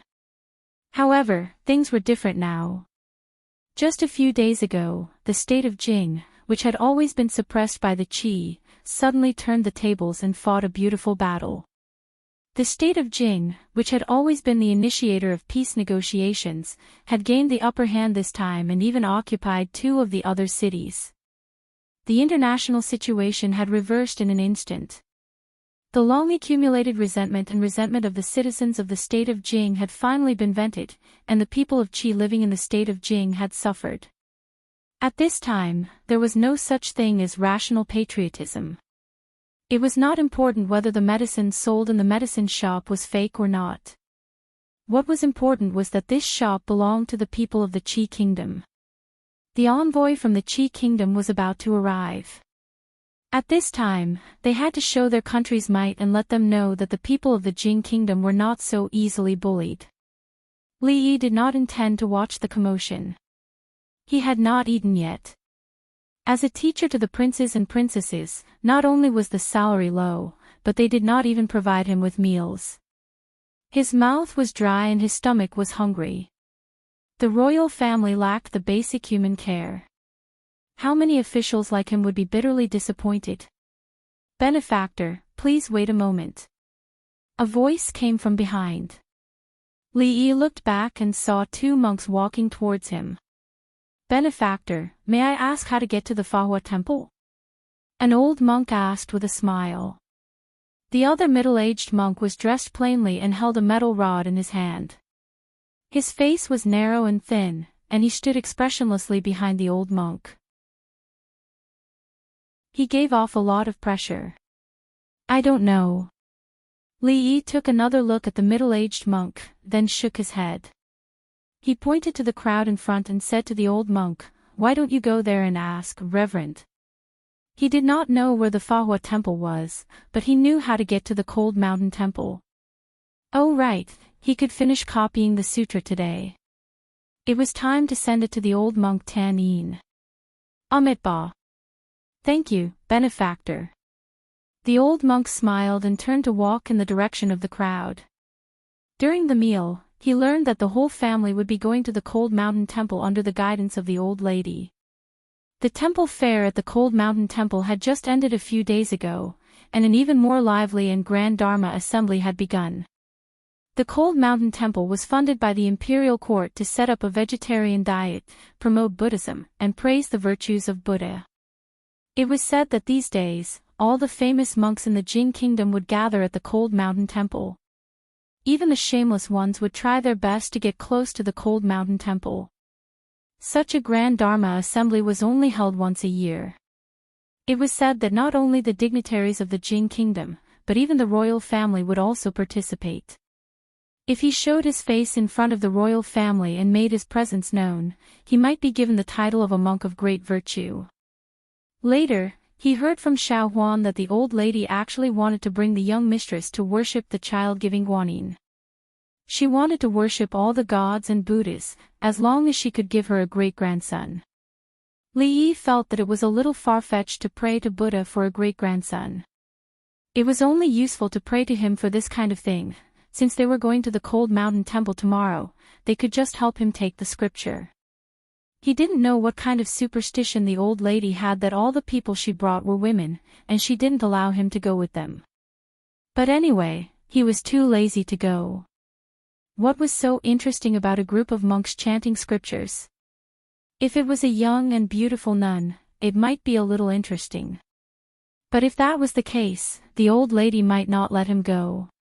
When you go tomorrow, help me give this scripture to an old monk called the Tan. When copying the scripture, Li Yi specially chose the short ones to copy. In fact, it would have taken him a few days to finish, but because he cut corners, he finished the task not long after dinner. If he really took out all the Buddhist scriptures in the library, he would not be able to do anything else for the rest of his life. This scripture was all the scriptures of the scriptures. It was definitely enough to deal with the old monk. Xiao Huan took the scripture and opened it. She only felt dizzy from reading so many words. She hurriedly closed the book and nodded. She said, "Don't worry, young master. I will definitely give it to the old monk personally. Remember to call him Great Master tomorrow." When Li Yi walked out of the study, he added.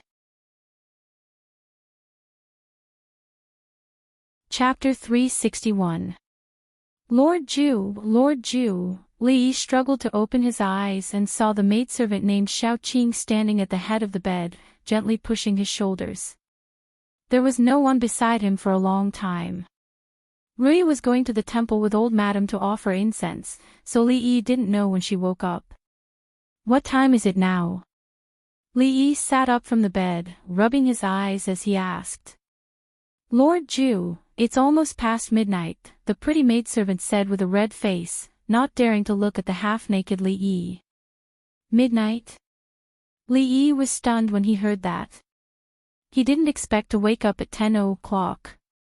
It seemed like he shouldn't stay up too late at night in the future. Xiao Qing didn't forget why she came to wake Lord Ju up, so she said, Lord Ju, hurry up and get up. His Highness is waiting for you outside. Li Xian, what is he doing here? Li Yi quickly put on his clothes and washed his face with Xiao Qing's help. He walked out and saw Li Xian standing in the courtyard. You actually slept until now? Li Xian's face was full of disbelief. He didn't know that Li Yi was in such a state at home. Li Yi glanced at him and continued to rinse his mouth with the green salt. It wasn't even 11 o'clock and it wasn't time to eat yet. Was this considered late? Stop dawdling. Hurry up and come with me. Li Xian walked over and tugged at his sleeve, dragging him outside. Li Yi had mouthwash in his mouth as he said unclearly, Where are we going? Don't pull and pull like this. If someone sees us, it won't be good, two married men pulling at each other in public. What a scandal. Where did the rules of this guy go to? The servants of the Li family stared dumbfoundedly as their Lord Ju was dragged out of the house and into a horse carriage. Not a single person stopped him, even the guards just stood there and watched, not moving an inch. The people standing outside the door were people they couldn't afford to offend. Where are we going? Li Yi wiped his mouth with his sleeve. Having just woken up, he was still a bit groggy. Mount Han, the glider has made great progress. When the time comes, you can see if there are any areas that can be improved. You made that thing so quickly. Li Yi was somewhat surprised at Li Xian's efficiency. Li Xian said, I borrowed a few craftsmen from the overseer and told them that it was a weapon for the battlefield. They made it in 3 days. It was naturally impossible to test the effects on a grassy slope, so Mount Han, as the mountain closest to the capital, became the best testing ground. Li Xian didn't climb to the top of the mountain. Halfway up the mountain, he had the guards drag out a large box from a carriage behind him and quickly assemble the things inside. It was exactly the same as the blueprint that Li Yi had drawn for him.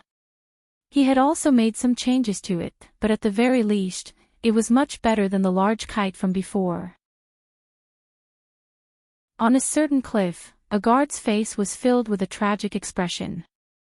Although he had already tested it many times and the parachute bag on his back could guarantee that he wouldn't die even if he jumped off, he still couldn't help but feel nervous when he glanced down the cliff. In the end, the guard still clenched his teeth, clung to the bottom of the fuselage, and with a long run-up, disappeared from the cliff. Seeing a small dot that maintained a certain altitude the entire time and flew off into the distance, Li Xian's face finally revealed an excited expression. Humanity's dream of flying into the sky had been greatly advanced. Li Yi watched as the guard circled a few times in the air before finally landing on the ground. Standing at the bottom of the cliff, he incessantly waved his hand. "Can we go back now?" Li Yi yawned and asked. After waking up in the morning, he had been dragged here without even eating, just to see the guard of the heir's estate fly in a circle in the air. If he had been a little more clear-headed back then, he definitely wouldn't have followed Li Xian here, but would have instead sunbathed in his own courtyard. Go back for what? Li Xian shook his head and said, "Today is the Water and Land Assembly of Cold Mountain Temple. Mingzu and Shaning are both on the mountain. If I hadn't specifically gone to the Viscount's estate to find you, I would have gone up with them. At the Water and Land Assembly, several virtuous and eminent monks will publicly demonstrate the Dharma, allowing all living beings to feel enlightened and be nourished by the water of Dharma. Many nobles in the capital, including many princesses and princes, will also participate, receiving the Dharma's illumination and the protection of all the gods and Buddhas in the world. In this world, Buddhism truly was flourishing." Even Li Xian spoke of these things in one set after another. Li Yi waved his hand and said, "I just want to ask, is there anything to eat up there?" "Yes." Li Xian nodded. "Vegetarian food will be given at every assembly, and there will be many vendors selling food outside the temple." It was not a good habit not to eat breakfast, nor was it a good habit to sleep until 10 o'clock in the morning, because one would be hungry before it was time to eat, and not too hungry when it was time for lunch after breakfast. There were indeed many vendors selling food on the top of the mountain. The Water and Land Assembly would be held for at least 7 days, and there were so many believers coming and going from all over the country. Of course, some small vendors would not let go of this great opportunity, and even the plum forest was occupied. But today, their business was destined not to be good. Of course, the nobles in the capital would not crowd with ordinary people, so on the first day of this assembly, the Cold Mountain Temple was not open to ordinary people, so there would be very few ordinary believers going up the mountain today. And those who were used to living a luxurious life would naturally not buy food from the roadside stalls outside because of their status. Except for Li Yi. The steamed bun vendor finally welcomed his first customer of the day, and was so excited that he was about to cry, selling him 2 trays of steamed buns for 5 copper coins. The monk guarding the door saw the customer carrying the steamed buns enter the temple, and wanted to stop him, but when he looked up and saw that it was someone that even Master Tan Yin had to come out to see off, he immediately retreated. Anyway, the rules were not made for these nobles, so it was better to avoid trouble.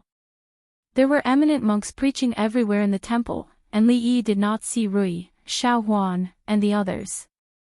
He felt that if he listened to the old monk preach while eating steamed buns, he might be chased out, so he gave up the idea of going in to look for them.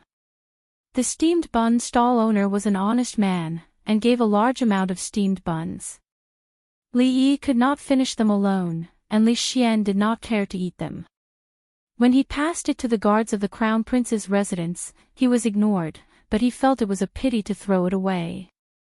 At this moment, he felt someone patting him on the back. He turned and saw the proud Lolita with her hair in a stunning bun. She handed the paper bag forward. "Do you want steamed buns?" Like teacher, like disciple. As Li Yi's favorite disciple, Princess Shaning clearly had the same taste as her teacher. The princess of the Jing Kingdom often seemed to be hungry, and the few steamed buns left by Li Yi were quickly finished by Princess Xiaoning. The veins on the foreheads of the palace guards and palace maids who followed behind her were about to burst. If not for Princess Yongl's silence, they would have taken down this bold person long ago. Xiaoning, so you are here. A young man walked over from behind, followed by several other young people, all of whom had an extraordinary aura. Imperial brother. Seeing the young man, Princess Xiaoning walked over quickly and smiled. What did you eat just now? The young man frowned, took out a clean handkerchief from his bosom, and wiped the corner of Princess Xiaoning's mouth. Nothing, nothing. The proud Lolita ran back with a guilty conscience. Greetings to the King of Shu. The palace guards and palace maids all bowed to the young man. The young man waved his hand, walked up, and said to Amingzu, there are many people in the temple. Look after Xiaoning, don't let her run around. Amingzu nodded, but Princess Xiaoning twitched her mouth and said, who ran around? The young man smiled and rubbed her head, saying, Imperial brother still has things to do, so I won't accompany you. You have to listen to Imperial sister. Got it, Princess Xiaoning said impatiently. The young man shook his head, glanced at Li Xian, and slowly walked away with the people behind him. Only when the few of them had disappeared did Li Yi turn his head to look at Li Xian. He saw that Li Xian's expression was calm. Usually, when Li Xian revealed such an expression, it meant that he was not in a good mood. Li Yi asked suspiciously, do you have a grudge with the King of Shu? Chapter 362. It's not really a big grudge. Li Xian looked away from the backs of those people and said, when I was a child in the imperial palace, the King of Shu was the leader of the princes who bullied me. Also, his voice paused for a while before he continued, the woman whom he had tried to marry over and over again is now my heir's consort. Li Yi's eyes widened. The hatred of stealing his wife was not a big grudge. It was one of the two biggest grudges in one's life. The King of Shu did not hand him a knife the moment they met, which showed that he had great self-restraint. He could not help but give him a thumbs up. It was never too late for a gentleman to take revenge. The King of Shu probably did not expect that the little prince whom he bullied a decade ago would take revenge in such a way in the future. The King of Shu and his wife are childhood sweethearts. Li Yi was not very curious about other people's affairs, but he was more concerned about his few friends. As a prince of a country, he had been rejected time and time again, yet he was still able to persevere. If they really were childhood sweethearts, Li Xian wouldn't have been right to break up the affectionate couple. I don't think we've met before, Li Xian said after thinking for a while. Li Yi was even more puzzled and asked, since they don't know each other, why does he insist on marrying you? Li Xian glanced at him and said, when your wife took you up the mountain, she didn't know you either, did she? Li Yi's face darkened. Damn it, what grudge did the King of Shu have with this guy? It had nothing to do with him. Who cares? I won't ask any more. He waved to the arrogant Lolita not far away. Xiaoning, let's go listen to the old monks chanting. The King of Shu is the son of imperial concubine Cui and is the eldest among the princes. According to the rules of the royal family, the eldest son is not the youngest. The empress only has one daughter, Amingzu, and has no other princes. In the harem, imperial concubine Cui is the most respected. Therefore, the King of Shu is the most powerful prince in the competition for the title of crown prince. Li Xian said indifferently, although imperial uncle hasn't appointed a crown prince because he doesn't have a legitimate son, the empress hasn't had a son for many years. In the past 2 years, the court has been talking about the position of crown prince. Although the King of Shu has the support of noble consort Cui and the Cui family behind him, if he can marry into the Wang family, he will be able to gain the support of 2 powerful families. Li Yi was a little stunned when he heard that. Did that mean that the young man from earlier, Li Xian's irreconcilable enemy, was actually the best candidate to become the next ruler of the empire? There was an 80 to 90% chance that he would become the successor of the old emperor. According to the old emperor's physical condition, that day would not be far away. The next emperor of the Jing kingdom would ascend the throne in a few years, or at least a year or two.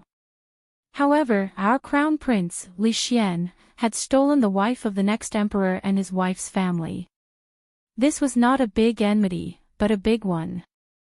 The enmity of stealing his wife would affect his plan to seize the throne. Would Prince Ning's family have a good life after the king of Shu became the real emperor? This was not realistic. Fortunately, even though Li Xian was a fool, Prince Ning didn't look like someone who would suffer a loss. Li Yi didn't need to worry about this matter for him. Thinking about it this way, the Wang clan was truly blind. They didn't try to curry favor with such a great potential stock. In another 2 years, he would become a relative of the emperor, and a meteoric rise was just around the corner. Why did they have to fall for a coward like Li Xian?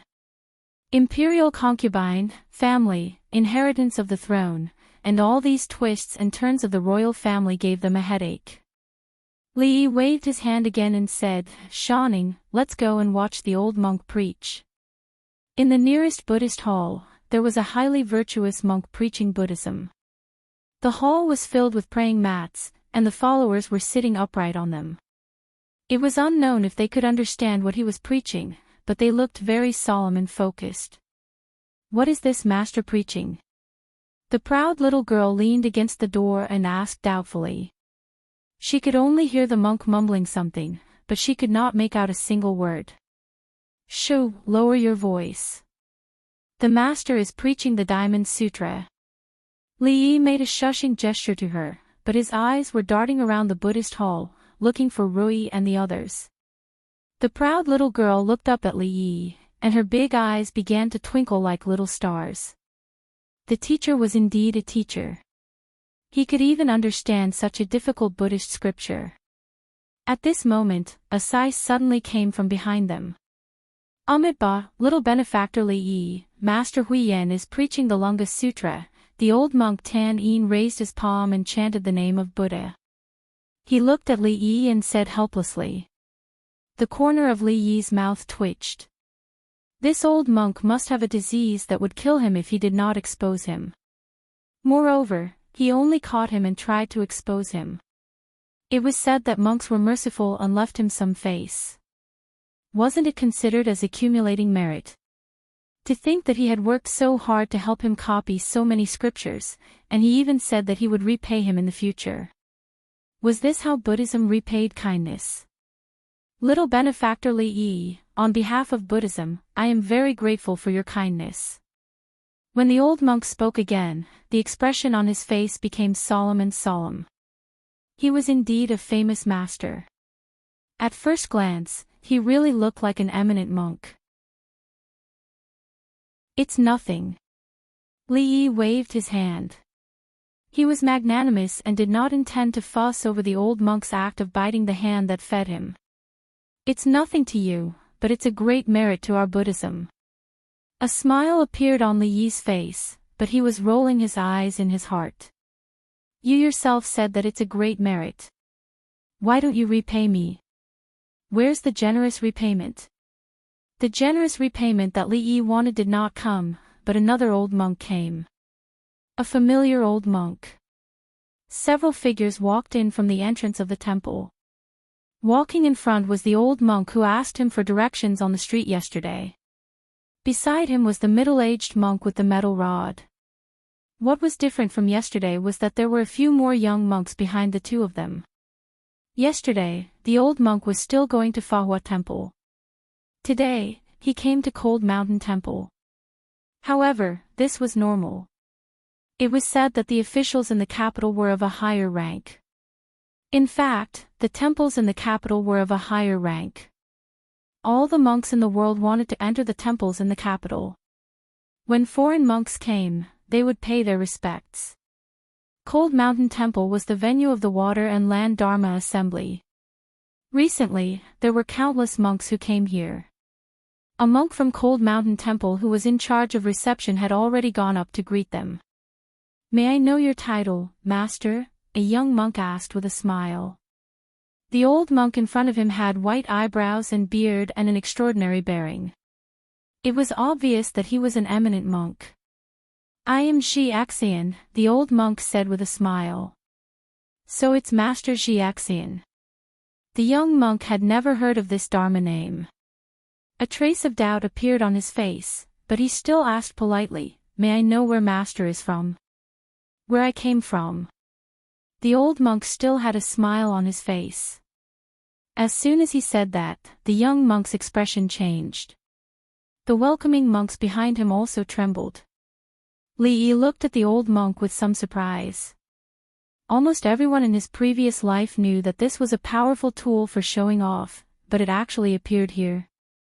The smile on Master Tan Yin's face disappeared. He looked in the direction of the foreign monks and seemed to be deep in thought.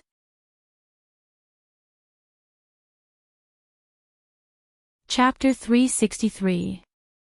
The old monk's words of, "From where I came from," with a smile was like throwing a huge rock into a calm lake, causing the expressions of the monks of the Cold Mountain Temple to change at the same time.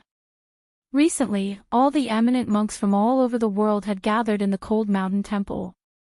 The procedure to enter the temple was nothing more than to report the name of one's sect, the name of one's Buddhist name, and which temple one was practicing in. Those who were eminent monks would naturally be received by monks of a higher standard. Even a nameless monk would be properly accommodated. However, Master Xiaxian's first words clearly told the monks of the Cold Mountain Temple that he was here to make trouble. Taking without asking was tantamount to stealing. Coming to discuss Zen without any prior notice was clearly an act of destroying the place and challenging the dojo. The young monk of the Cold Mountain Temple lacked experience after all. Faced with such a situation, he didn't know how to respond for a moment. "What does 'from where I came' mean?" Princess Shanning's pretty face was filled with puzzlement. She felt that the monk's words were really profound and difficult to understand. "I don't know." Li Yi shook his head. In order to prevent the old monk Tan Yin from undermining him again, he decided not to say anything else. Furthermore, when it came to Buddhist principles, everyone's comprehension was different. Perhaps that old monk called Xiaxian just felt that no one could understand what he was saying, and it was very useful for showing off. Li Yi had guessed wrong this time. Master Tan Yin did not have the time to tear down the stage, because the stage of Cold Mountain Temple was about to be torn down. The old monk, Xiaxian, still had a smile on his face as he said, "I've heard that great Master Tan Yin of the Cold Mountain Temple has a profound understanding of the Dharma and is an eminent monk of Buddhism. We've come from afar just to discuss the Dharma with the great master and resolve the doubts in our hearts." Monk Tan Yin took a step forward and said with a smile, "Master, you have come from afar. Our Cold Mountain Temple naturally welcomes you. However, this is not a place to discuss Zen. Please move aside." It was the Water and Land Dharma Assembly, and there were many eminent monks from all over the world in the temple. It was common for them to discuss Zen and Buddhism with each other, but it had never been so direct, simple, and crude. Almost all the nobles in the capital had gathered here. If they lost, it would be a great loss to the reputation of the Cold Mountain Temple. Buddha is everywhere. When it comes to Zen, why should there be a distinction between regions? The foreign old monk shook his head and said. As soon as he said that, another uproar broke out among the monks of the Cold Mountain Temple. This was really not giving him any face at all. There were already a lot of people walking around the temple, and with Master Sandalwood Yin's ability to attract fans, many people gathered around in a short period of time. What's going on? Who is Master Tan Yin talking to? Could it be that the other party is also a Buddhist master? I don't know where he came from, but he just said that he wanted to discuss Zen with Master Tan Yin. An eminent monk discussing Zen. I can't miss this opportunity. It was a rare opportunity for an eminent monk to talk about Zen. Everyone was ready to watch the show. Li Yi was also curious about how the cold mountain temple would deal with the old monk who had made a scene. Another middle-aged monk had already walked forward and asked, "How do you want to discuss the Dharma?" Master Sandalwood Ian was the symbol of the cold mountain temple. He could not afford to make any mistakes. If any monk could discuss Zen with him directly, he would probably only be able to do one thing in his life. If you want to discuss Zen, you must first meditate. Master Sandalwood Ian is an eminent monk, so his meditation skills must be extraordinary. If I may be so bold, I would like to compete in meditation with Master Sandalwood Ian, the middle-aged monk, who had been silent all this while, suddenly said. What is meditation? It was Princess Shanning's habit to ask whenever she did not understand. It's to see who can stay in a daze longer. Li Yi gave a common explanation. In the journey to the west, Xuanzang from the kingdom of Che-Chi fought with the 3 demons. One of them was to compete in meditation in the sky. This was a classic plot in the journey to the west. Art came from life, but it was higher than life. He did not expect to see such a scene in reality. Meditation was a monk's basic skill. This middle-aged monk wanted to compete with Master Sandalwood Ian to see who could meditate longer and compete to be the monk who could last the longest in the Jing Kingdom. It was really bullying. One was a strong adult man, and the other was an old man with half a foot in the coffin. Wasn't it obvious who would last longer than the other? The master has to preside over the water and land Dharma assembly and has no time to deal with miscellaneous matters. If you are here for this, please leave. Since the other party was here to make trouble, the monks of the Cold Mountain Temple did not need to be polite. They did not even have the intention to invite these monks for a cup of tea. I heard that the Cold Mountain Temple of the Jing Kingdom is a holy land of Buddhism, and Master Sandalwood Ian is an eminent monk. We have come from afar. Is this how you treat your guests? A young monk who came with the old monks suddenly said. What? The Cold Mountain Temple of the Jing Kingdom? These monks are not from the Jing Kingdom. Monks from other countries dare to make trouble at the Dharma assembly. Drag them out and beat them to death. If they were monks from the Jing Kingdom, the crowd would not mind watching a wonderful discussion of Zen. After all, this kind of thing was not common. However, since they were not monks from the Jing Kingdom and were here to make trouble, they immediately gave up the idea. This kind of guy with bad intentions should be dragged out and beaten to death. Today, the temple was full of high-ranking officials and nobles, and there were many guards with them. Immediately, a few people walked toward the monks. The young monk knew that he had said something wrong. Seeing this, his expression changed slightly. The middle-aged monk with the iron rod stood in front of the old monk expressionlessly. He gave off a dangerous aura. Wait! An old monk from the Cold Mountain Temple waved his hand. The Water and Land Dharma Assembly was originally to invite eminent monks from all over the world. Even if they were monks from other countries, if they were beaten to death in the Cold Mountain Temple, the reputation of the Cold Mountain Temple would be tarnished. The old monk looked at the middle-aged monk and said, all living things are empty. There is no enlightenment, no confusion, no holiness, no mortality, no giving, no receiving, no joy, no anger, and no Zen. Winning is also empty, and losing is also empty. What else do you want to discuss? What do you mean, Master? Some people were confused. Among the surrounding believers, there were still some who knew Buddhist scriptures. They immediately gave an explanation to what the old monk had just said. Only then did the crowd come to a realization. They looked at the few foreign monks with playful eyes. Didn't you want to discuss Zen? Now, the Buddhists say that joy and anger are empty. Even Zen is empty. What else do you have to discuss? What else do you want to discuss? The middle-aged monk was expressionless. Under the crowd's mocking gaze, he suddenly stretched out his hand and gave the old monk a hard slap on the face. Stop! How dare you! Seeing this scene, the surrounding monks of the cold mountain temple could not sit still. They surrounded the middle-aged monk and glared at him. The old monk was also slapped.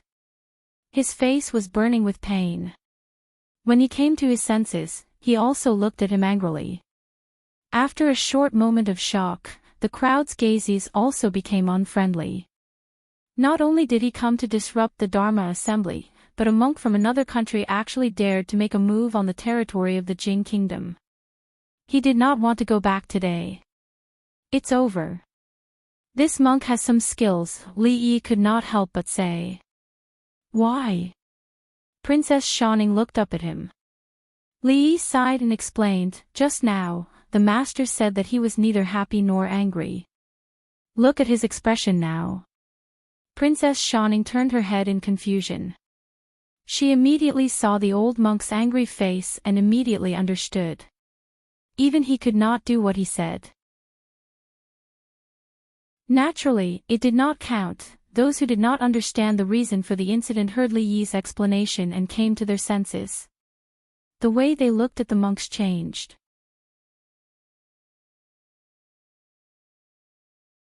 Chapter 364. The old monk of the cold mountain temple said a seemingly powerful Buddhist phrase to break the stalemate, but unexpectedly, he was defeated by the middle-aged monk's slap. Not only was he slapped by the middle-aged monk, but he was also slapped by himself. Just a moment ago, he was saying neither joy nor anger, and the next moment, he was glaring at the monk. Contradicting himself, the old monk with profound Buddhist teachings was defeated. Even the old monk was no match for the monk, let alone the young monk. He even forcibly held back the anger on his face. These monks are not simple. They must have come for the water and land Dharma assembly. Let's see how the cold mountain temple will deal with it. Why hasn't Master Sandine made a move yet? The monks of the Jing kingdom were slapped in the face by the foreign monks.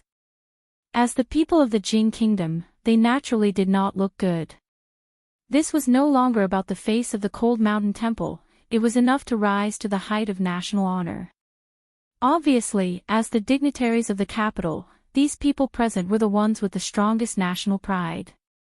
At this moment, no one said anything about dragging these monks out and beating them to death. The water and land Dharma assembly held by the cold mountain temple was not only aimed at the monks of the Jing kingdom, but also very welcoming of the friendly foreign monks. If they really dragged them out and beat them to death, wouldn't it mean that their side was afraid? Even if they could shut up one or two people, could they shut up all the people present? If this matter was spread out, the reputation that the cold mountain temple had accumulated over the years would also be destroyed. Therefore, at this moment, what everyone was most looking forward to was that Master Sandine could really defeat these foreign monks with ulterior motives in terms of Buddhist teachings. The old monk had been provoking them for a while, and more people gathered around. Coincidentally, the preaching in a Buddhist hall ended, and the crowd came out. Seeing the situation here, they gathered here with puzzled hearts. Li Xian and Emingzu also came to Li Yi's side, surrounded by more than 10 guards, vigilantly watching everything around them. What's going on? Li Xian glanced at the monks in the middle who were arguing with each other and asked in confusion. Li Yi gestured to the crowd. Let's continue watching. Li Yi did not say anything, but Princess Shining excitedly recounted what had just happened. She felt that listening to these monks talk was much more interesting than staying in the palace all day listening to the lectures of those old teachers. Of course, Mr. Mathematician was an exception. The sadhu of the Qi kingdom, Emingzu said. What? Li Yi looked back at her. That man is an ascetic monk from the Qi kingdom. Emingzu looked at the middle-aged monk with the iron rod in his hand and said slowly, holding an iron rod in his hand and shaving his eyebrows, he is undoubtedly an ascetic monk. Only the Qi kingdom has such monks. If these monks were monks from the Qi kingdom, it would make sense that they were here to cause trouble. This was a racial hatred. Buddhism had no borders, but monks did. The monks of the Qi kingdom and the Jing kingdom had always been at odds. At this moment, the old monk from the cold mountain temple who had spoken earlier had already retreated in shame. The old monk, Jiaxian, smiled and looked at Master Sandanyan and asked, "What is Buddha?" He dares to challenge Master Sandanyan to Buddha. He really overestimates himself. Master Sandanyan has profound dharma. This old monk will definitely lose. What is Buddha? He actually asked such a simple question. I'm afraid any monk can answer it. The crowd was still very confident in Master Sandanyan. After all, the title of a virtuous monk did not come from nowhere. Even His Majesty had personally acknowledged it. How could the Master's dharma be fake? However, unlike what the crowd had imagined, they did not see the scene of Master Sandanyan defeating the foreign monk in a few sentences. After the old monk had asked this question for a long time, Master Sandanyan still did not speak. Why isn't Master Sandanyan speaking? The crowd began to wonder. Is this question difficult to answer? Master can't. Seeing Master Sandanyan's expression, some people looked doubtful. What is Buddha? It was normal for them to not be able to answer this question. Master Sandanyan would not be able to answer it either. He was a virtuous monk. Monk, why make things difficult for other monks? Li Yi sighed. Although he did not understand Dharma, he was experienced and knowledgeable. There were many traps in this kind of question. He could not let the other party take the initiative at all. Otherwise, if he was not careful, the other party would seize the initiative. At this time, Master Sandanyan's approach was the wisest. I can't say it, I can't say it. It's all wrong. Li Yi muttered softly. Li Mingzhu raised her head and looked at him in surprise. This sentence, no matter how she looked at it, didn't seem to come out of his mouth. What can't be said? When the Tsundere Lolita heard this, the expression on her face became even more puzzled. Some of the people around who were familiar with Dharma also heard Li Yi's words and nodded in agreement. Just as the young man had said, Master Sandanyan could not answer this question. As long as he opened his mouth, he would be greeted by the other party's relentless pursuit. Li Yi was standing next to Master Sandanyan. Although his voice was soft, it did not escape the other party's ears. He turned his head slightly to look at Li Yi. This was the second time he had heard this sentence from him, and it was the same as what he was thinking. Why isn't Master Sandanyan speaking? Monk Jiaxian smiled. It was wrong to say it, but it was also wrong not to say it. Countless people were thinking, why don't we drag these monks out and beat them to death? Princess Shaning could not help but tug at Li Yi's sleeve and asked, why isn't Master Sandanyan speaking? Does he not know the answer? What is Buddha? A child's heart was very simple and pure. She did not know what the conversation between the two old monks meant. She was just curious about the answer to the question. Curiosity was something that children of this age did not lack, even if she was a princess. She did not ask Li Xian or Emingzu because in her eyes, the teacher should be omniscient, just like his father. Looking at the little girl's inquisitive eyes, Li Yi could not say the word, I don't know. He patted her head and whispered, Master Sandanyan is a highly virtuous monk. How could he not know the answer to this question? It's just that the master is an expert. If he were to say the answer directly, wouldn't he be no different from those ordinary people? Li Yi's voice was very soft and could only be heard in a small area. However, as soon as he opened his mouth, the people around him turned to look at him. After all, the person who could say that just now was not a simple person. Moreover, they also wanted to know why he would say such a thing. Could it be that he really understood Master Sandanyan's meaning? Then how did the teacher know? Princess Shaning was even more curious. The master did not say it, so how did the teacher know what he was thinking? What did the monk ask Master Sandanyan just now? Li Yi asked with a smile. What is Buddha? Princess Shaning said immediately. Look, although Master Sandanyan did not speak just now, he looked at me, looked at you, looked at the people around us, but thinking about that question, it is not difficult to understand. He actually wanted to say that you are Buddha, I am Buddha, and all living beings are Buddha. As a teacher of mathematics, Li Yi fulfilled his responsibility as a teacher of Buddhism very well. If Princess Shaning had such a teacher.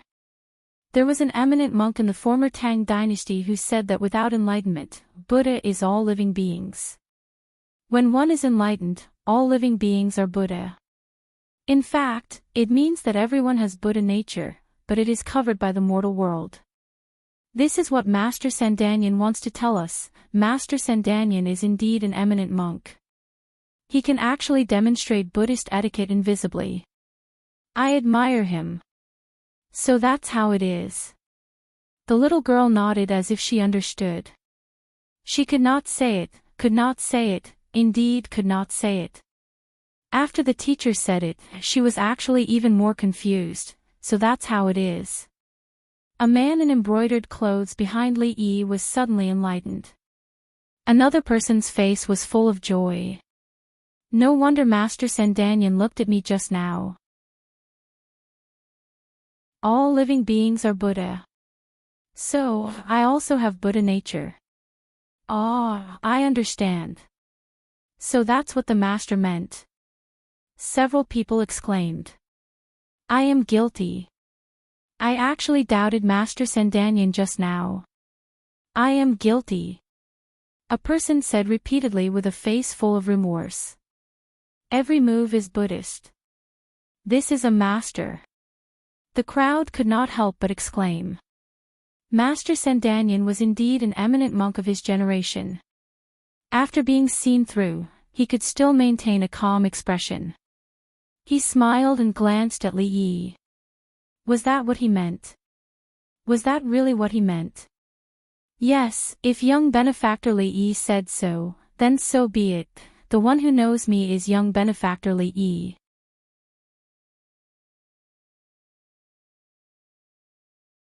Chapter 365. All living beings are Buddhas, you and I are Buddhas. Master has already told us the answer. So that's what Master Tan Yin meant when he looked at us just now. With the reminder of the handsome young man, everyone finally understood Master Tan Yin's deep meaning. The master was indeed a master, able to demonstrate Buddhist principles to an intangible level. They couldn't help but admire him deeply. Of course, the few people who had doubts about Master Tan Yin just now regretted it so much that their intestines turned green. This was disrespectful to Master Tan Yin and also to Buddha. After they went back, they must donate more incense money to wash away their sins. As for the handsome young man who had high attainments in Buddhist Dharma, he naturally won the favor of everyone. They didn't know which family this young man came from. The younger generation will surpass the older generation. The monks of Cold Mountain Temple were overjoyed. With Li Yi's reminder, they immediately remembered which eminent monk of the former Tang dynasty had said that sentence. It was the wise words of the sixth patriarch, and the foreign monks couldn't refute it. Because to refute this sentence was to refute the sixth patriarch, and to refute themselves. The monks had all heard of this sentence, but they didn't expect it to be able to answer that question. They sighed in their hearts. Compared to this young benefactor, their cultivation was still not enough. Some people were happy, some people were sad.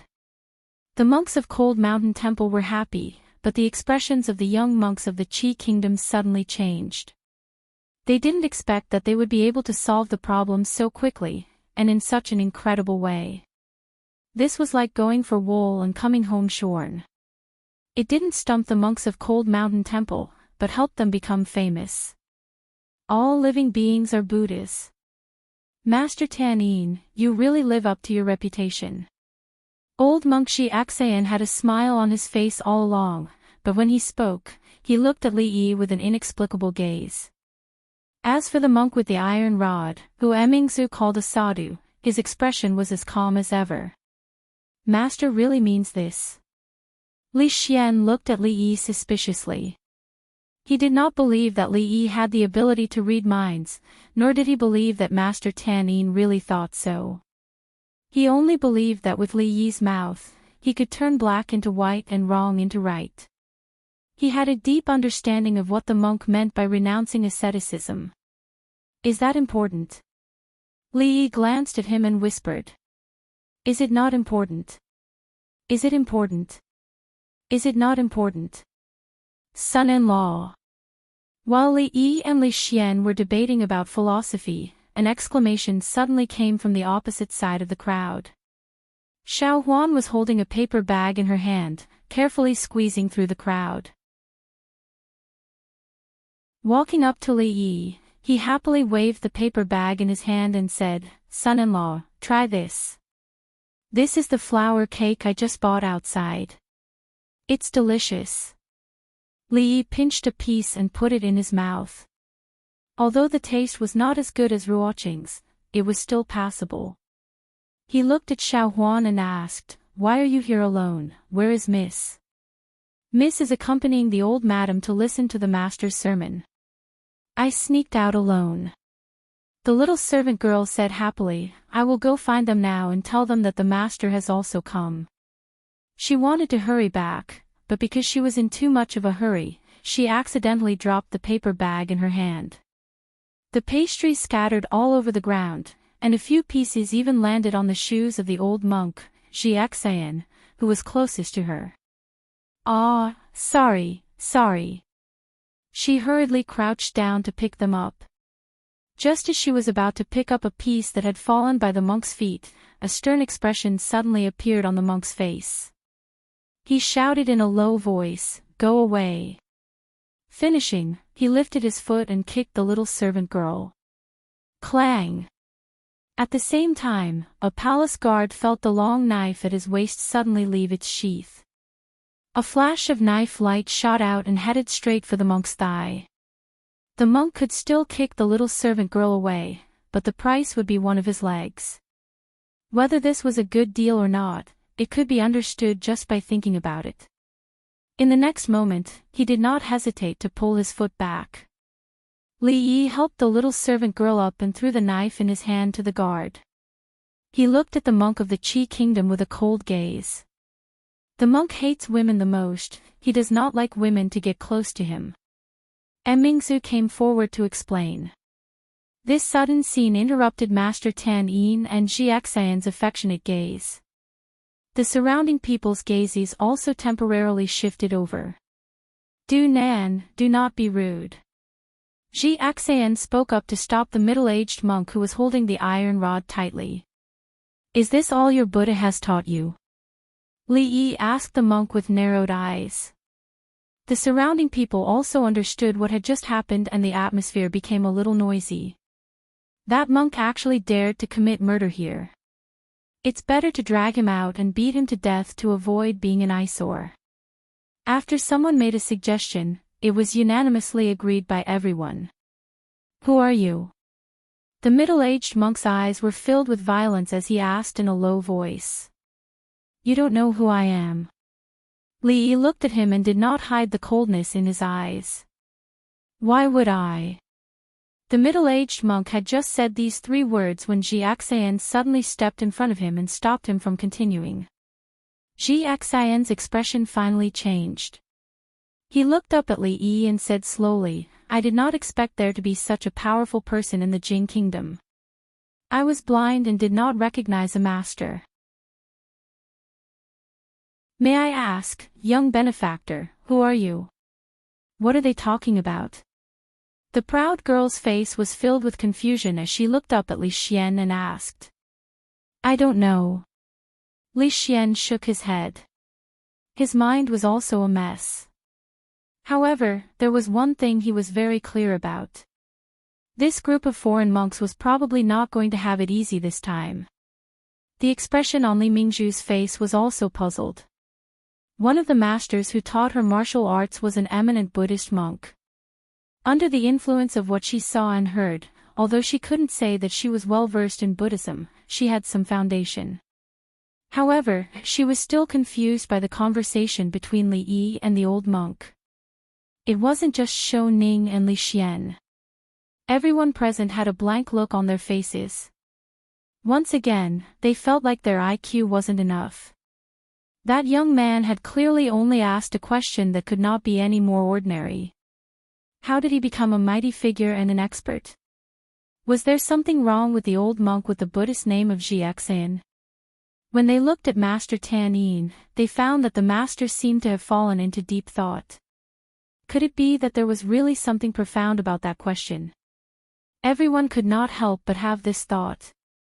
They turned around and looked at each other. They could see the confusion in each other's eyes. This young benefactor's understanding of Buddhism has probably reached another level. At this moment, the old monk who was slapped back by the sadhu said softly, "Master, what do they mean?" Just as everyone was scratching their heads, someone finally appeared who understood. The old monk's shiny head suddenly became the focus of the crowd. Amitabha. The old monk chanted the name of Buddha and explained, "The question young benefactor asked just now was who am I?" It seems simple, but it actually contains great wisdom. The I in the question is not the I that we think. To answer this question, we must first jump out of the I and look at everything around us with a detached heart. Therefore, this question young benefactor asked is extremely difficult to answer. And Master Ji Xian's question of, "Who are you?" is also similar to this question. Hearing the old monk's words, everyone was stunned. The expression on their faces was even more confused than before. What, who am I am me, I am not me, jump out of the I. Motherf asterisk Ker, who am I? He was a master after all. With just a few words, he made them doubt their lives. They still did not understand what the crux of the question was. However, they finally understood one thing. This young man's dharma was very profound, so profound that they couldn't see through it at all. The old monk named Jiexin couldn't answer the question he had asked just now, so he beat around the bush and kicked the question back at him. Can't this foreign monk have some shame? In an instant, everyone looked at monk Jiexin with incomparable contempt.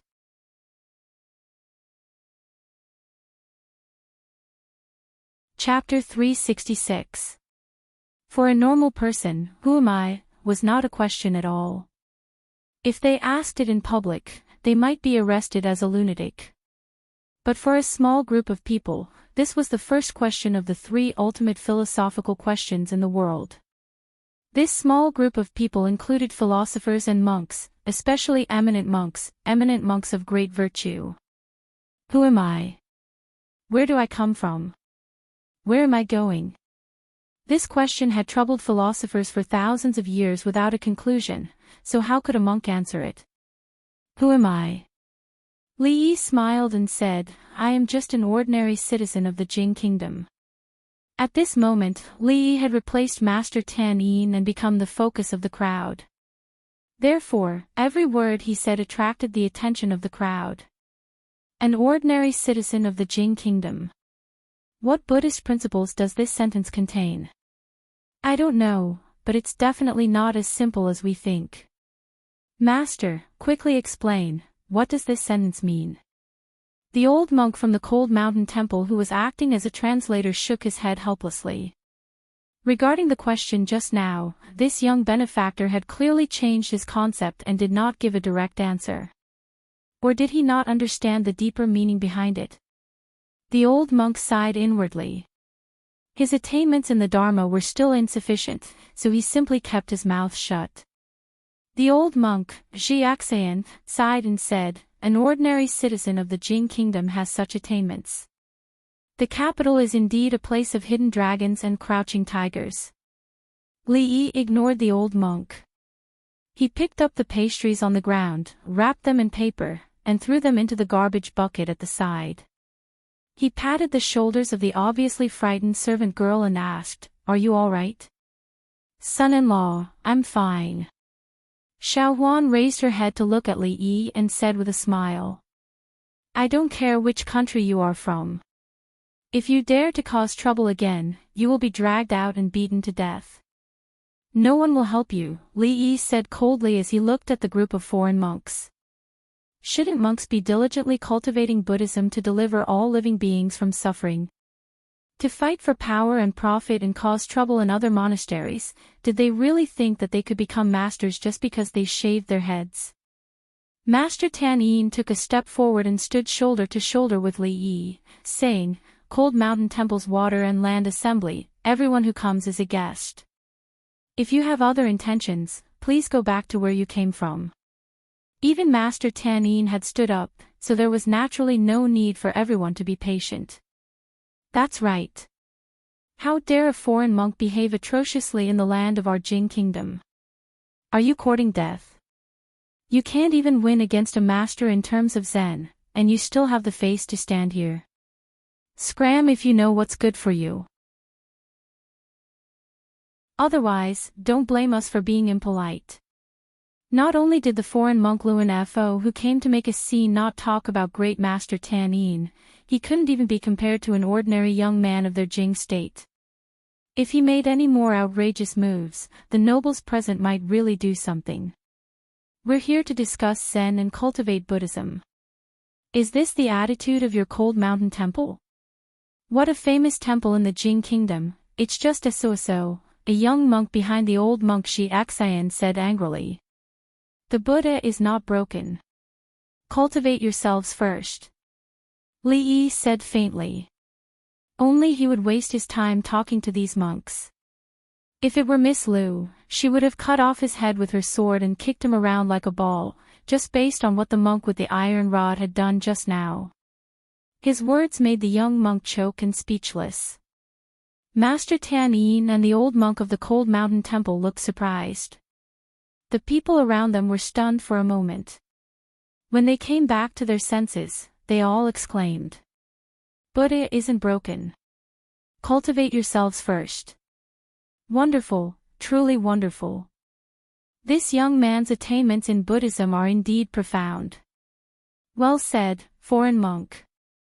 Go back and cultivate yourselves first.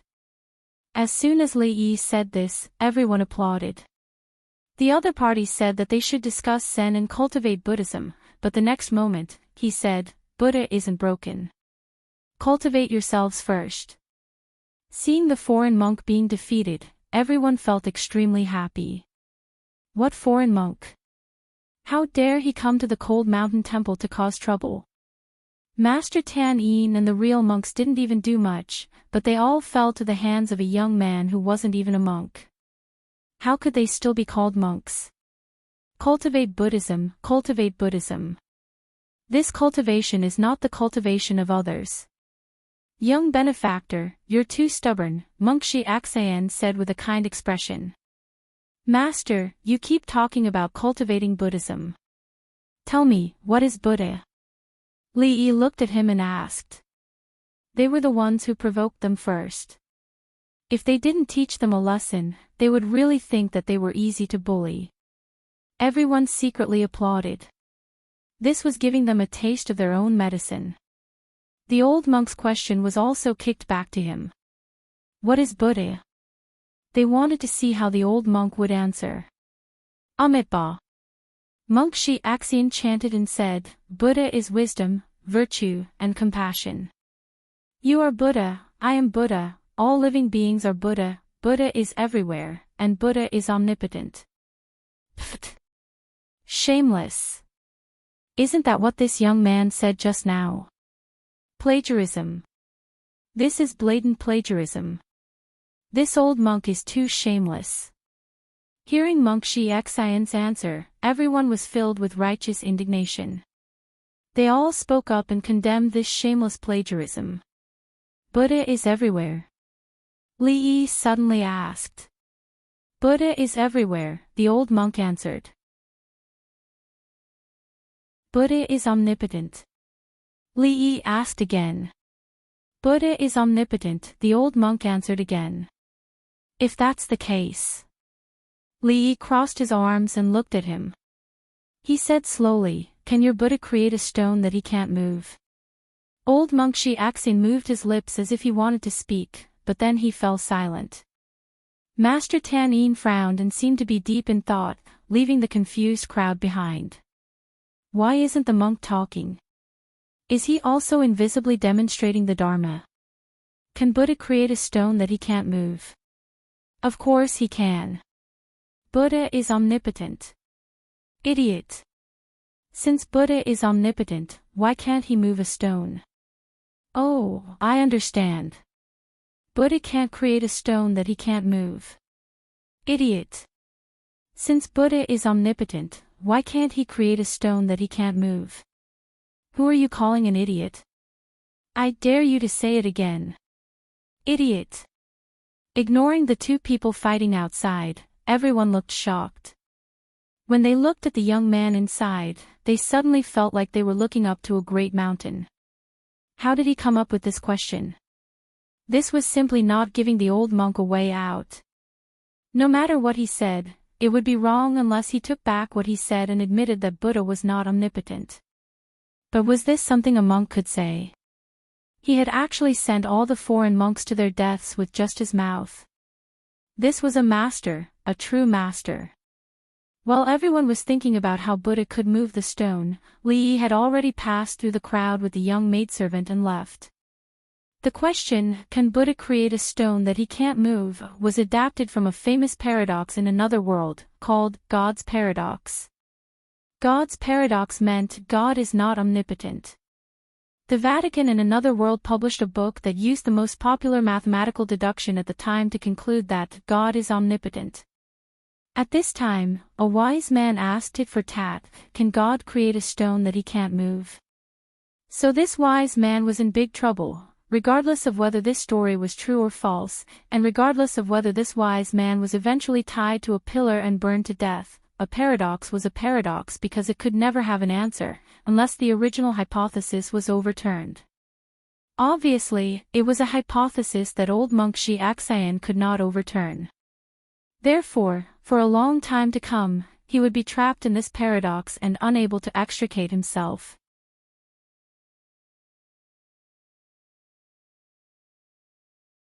Chapter 367. We have troubled you. Please don't blame us, Master Tan Yin. I'll take my leave. Master Xiaxian left, and so did the monks from the Qi kingdom. They had no choice but to leave. They had come to talk about Zen and Buddhism, but if they ended up renouncing asceticism, it would be the biggest joke in the world. Before the middle-aged monk with the iron rod left, he scanned the crowd with his gaze before leaving expressionlessly. They had come aggressively and confidently, but when they left, they were crestfallen and looked a little embarrassed, as if they were fleeing. Master, you have a profound dharma. I admire you. Master Tan Yin accepted the worship of the crowd as a matter of course. Among all the monks in the world, who could demonstrate Buddhist etiquette invisibly? Presumably, after today, Master Tan Yin's reputation in Buddhism would reach a new peak.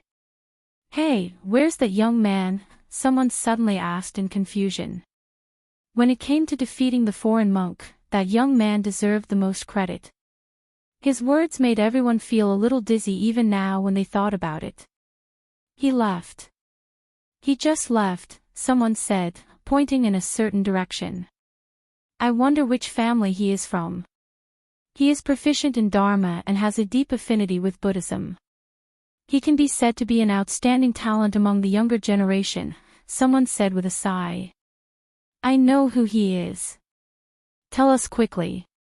The crowd curiously gathered around a man in embroidered clothes. Although you haven't seen him, you should have heard of his name. The man in embroidered clothes said, he is the eldest grandson of the Li family who has been in the limelight recently. His calligraphy is better than Zhao Chun's, and he was conferred the title of Chang and county magistrate by His Majesty. After being reminded by the man in embroidered clothes, the crowd immediately thought of something. The eldest grandson of the Li family was also a well-known figure in the capital recently. He was the only viscount conferred by His Majesty for many years. It was said that he was very close to Prince Ning's son and the princess. It was also said that he had a close relationship with Master Tan Yin. No wonder. He had such a profound dharma, so it was not strange that he was friends with Master Tan Yin. The foreign monks came and left quickly. In fact, they did not cause much of a commotion. Most people did not know about it. After the crowd dispersed, the water and land ritual assembly continued according to the proper procedure. The monks of the cold mountain temple breathed a sigh of relief. Those who should leave had finally left. Today was a special day. If there was any trouble, they would be laughed at by the world. The old monk repeatedly instructed the little monk guarding the door that if any other monks came, he must ask them about their background and not let anything like what happened just now happen again. That young benefactor really helped us this time, the old monk said with some lingering fear. The other party had come with ill intentions, and with their methods, even Master Tan Yin was somewhat unable to withstand them. If the young benefactor had not stood up to help them from the beginning, they would have been the ones in a difficult situation today. Master Tan Yin was silent for a moment before saying, "Entertain the Li family's old madam and the Li family members well. Do not neglect them." Then he walked into the quiet room. About it. Li mastered. Tant mastered. Tan Yin's, Li Yi was not a philosopher, nor was he an eminent monk. Therefore, it was rare for him to be in a situation where his thoughts were not clear. Li Xian was not a philosopher. He was not a monk of great virtue. So he could not go around as he pleased. Li Xian went to meet up with his heir's concubine. His father-in-law also had elders present, so he couldn't wander around as he pleased. Li Emingzu stood at the side and said, "It's all thanks to you this time. Otherwise, the cold mountain temple would have been humiliated by the monks of the Qi kingdom. If this got out, our Jing kingdom would have lost face too." Then, he asked, "When did you start practicing Buddhism?" "I don't know anything about Buddhism. It's easy to talk to these monks. When you can't even understand what you're saying, you can scare them." Li Yi said casually. Those monks of great virtue were not normal people. If he wanted to talk to them normally, he had to become abnormal first. Emingzu thought about it and said, "We are like fire and water with the Qi kingdom. They are afraid of God's law. They won't act rashly on the surface. But they will definitely take action in other ways. What happened just now is an example. I don't know what else they will do. The monks of the Qi kingdom have always been different from Buddhism. They are loyal to the royal family. If they target you, it will be troublesome. You have to be more careful. What a pity. You were born a girl." Li Yi sighed. "What do you mean?" Emingzu raised her eyebrows and asked. Li Yi said, "If you were a prince and could become the emperor in the future, the Jing kingdom would be governed well by you." Emingzu didn't say anything. Even though she was a prince, she didn't want to be the emperor. She just wanted to see the Li dynasty prosper. That was all. It's good to be a princess. There's nothing to pity, she said, shaking her head. Li Yi glanced at her. His gaze lingered on a certain tall and straight spot. He nodded and said, "It's good to be a princess. How are we going to explain this to the third prince?" Outside the cold mountain temple, a young monk said with a bitter expression. The old monk, Jiaxian, looked at the sky in the distance and said nothing. Bang! The monk named Du Nan slammed his iron rod on the ground, causing mud to fly everywhere. The iron rod sank deep into the ground. If that person hadn't interfered, how could the monks of the cold mountain temple defeat us? Du Nan's expression was ferocious. He didn't look like a monk at all. He said coldly, "As long as Tan Yin agrees to compete with me in meditation, his reputation will be ruined after he loses. No one will believe him. How can he be a monk then? At that time, our people will successfully take over the cold mountain temple. In time, we will definitely unify the Buddhism in the Jing kingdom. No matter who spoils the third prince's plan, they will go to Avicii hell. The few young monks quietly kept a distance from the sadhu. Although they were all monks, the sadhu was clearly an extremely paranoid pervert. If it was not necessary, they would never want to deal with such a person for the rest of their lives. Amitba. Now that the third prince is here, I will give him an explanation. The old monk, Jiaxian, looked defeated. On one side was the country, and on the other was his faith. How to choose was even more difficult for him than the question of whether Buddha was omnipotent. Old monk Jiaxian took a deep look at the middle-aged monk before he slowly walked down the mountain. The few young monks hurriedly followed him. The middle-aged sadhu looked back into the temple. A hint of darkness flashed across his face. He pulled out his iron rod and walked in another direction.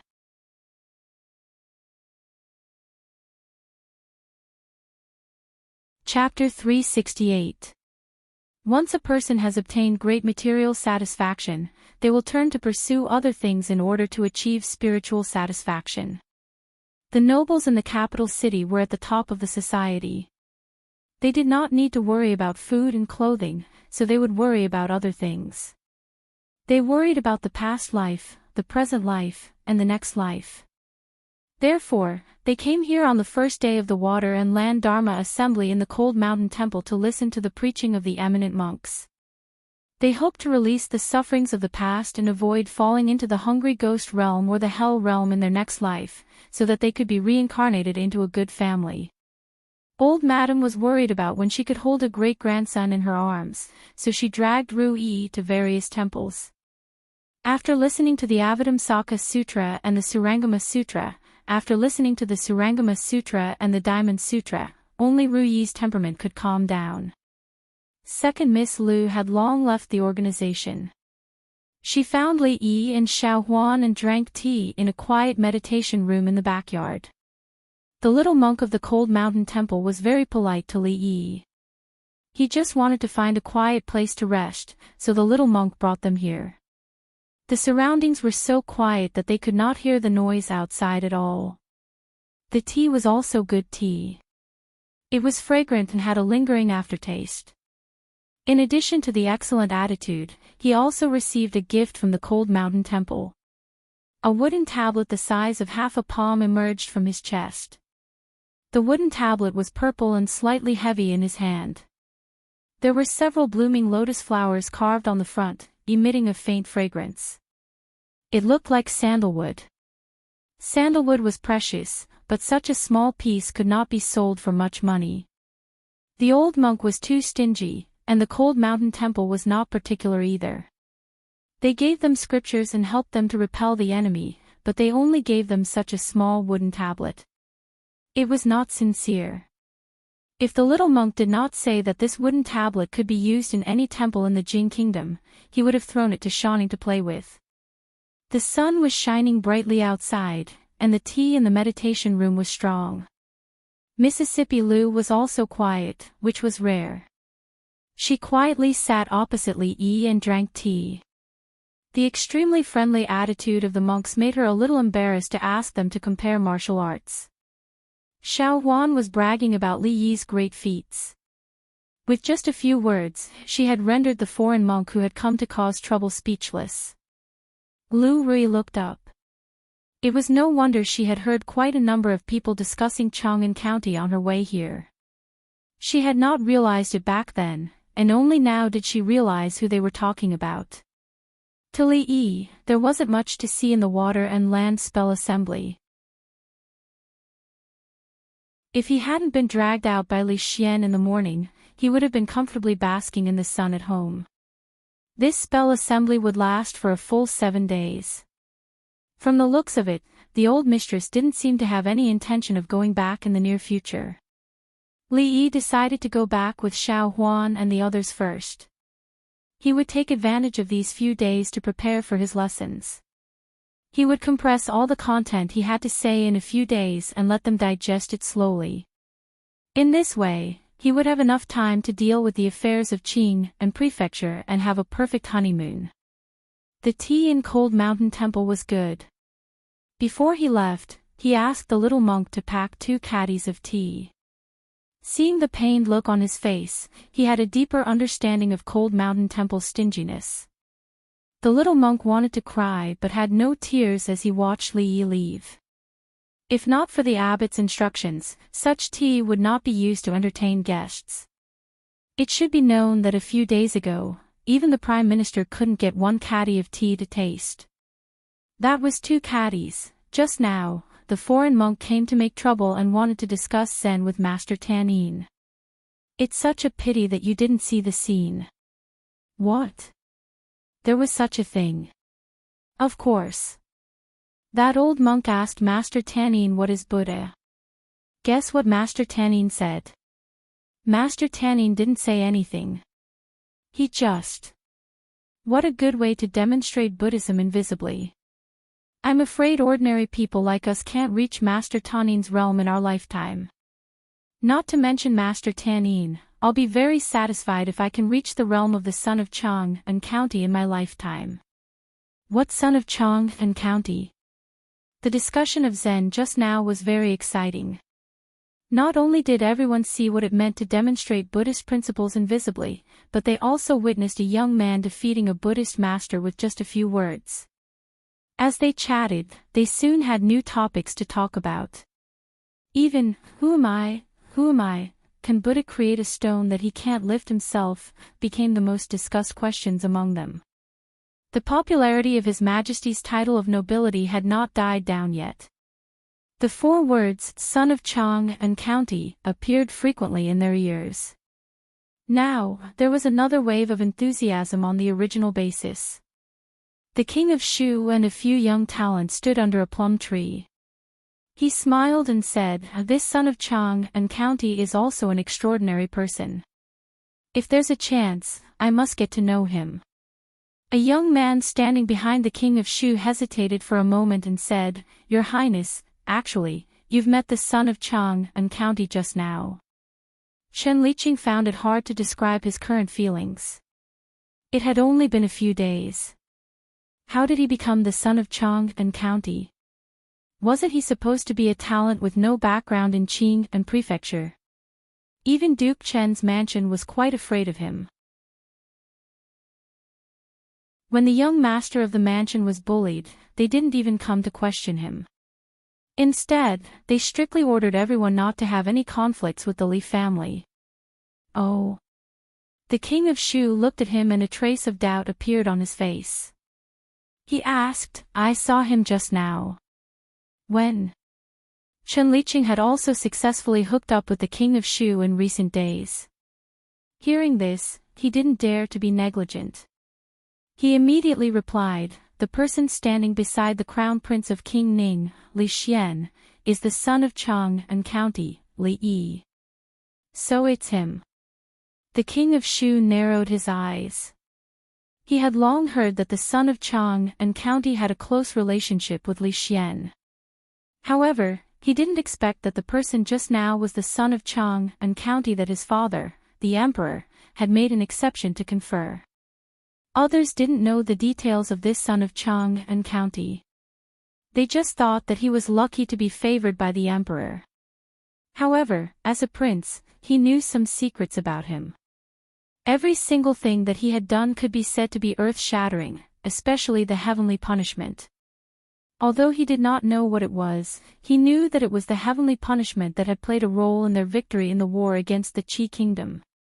It could make the Jing kingdom stronger and defeat the Qi kingdom. What kind of weapon was it? This was also the reason why his father, the emperor, valued him so much. If he also had such a help, he wouldn't have to worry about not being able to achieve great things. He was the son of imperial concubine Cui, and was the prince with the highest chance of inheriting the throne. He was knowledgeable and well-versed in both the literary and military arts. He had a wide circle of friends, and many of the young talents of the noble families in the capital followed his lead. His background was deep, and not only did he have the support of the powerful Chui family, but many of the senior members of the court were also his supporters. Countless people, including himself, believed that he would be the next emperor of the Jing kingdom. However, the current emperor didn't seem to think so.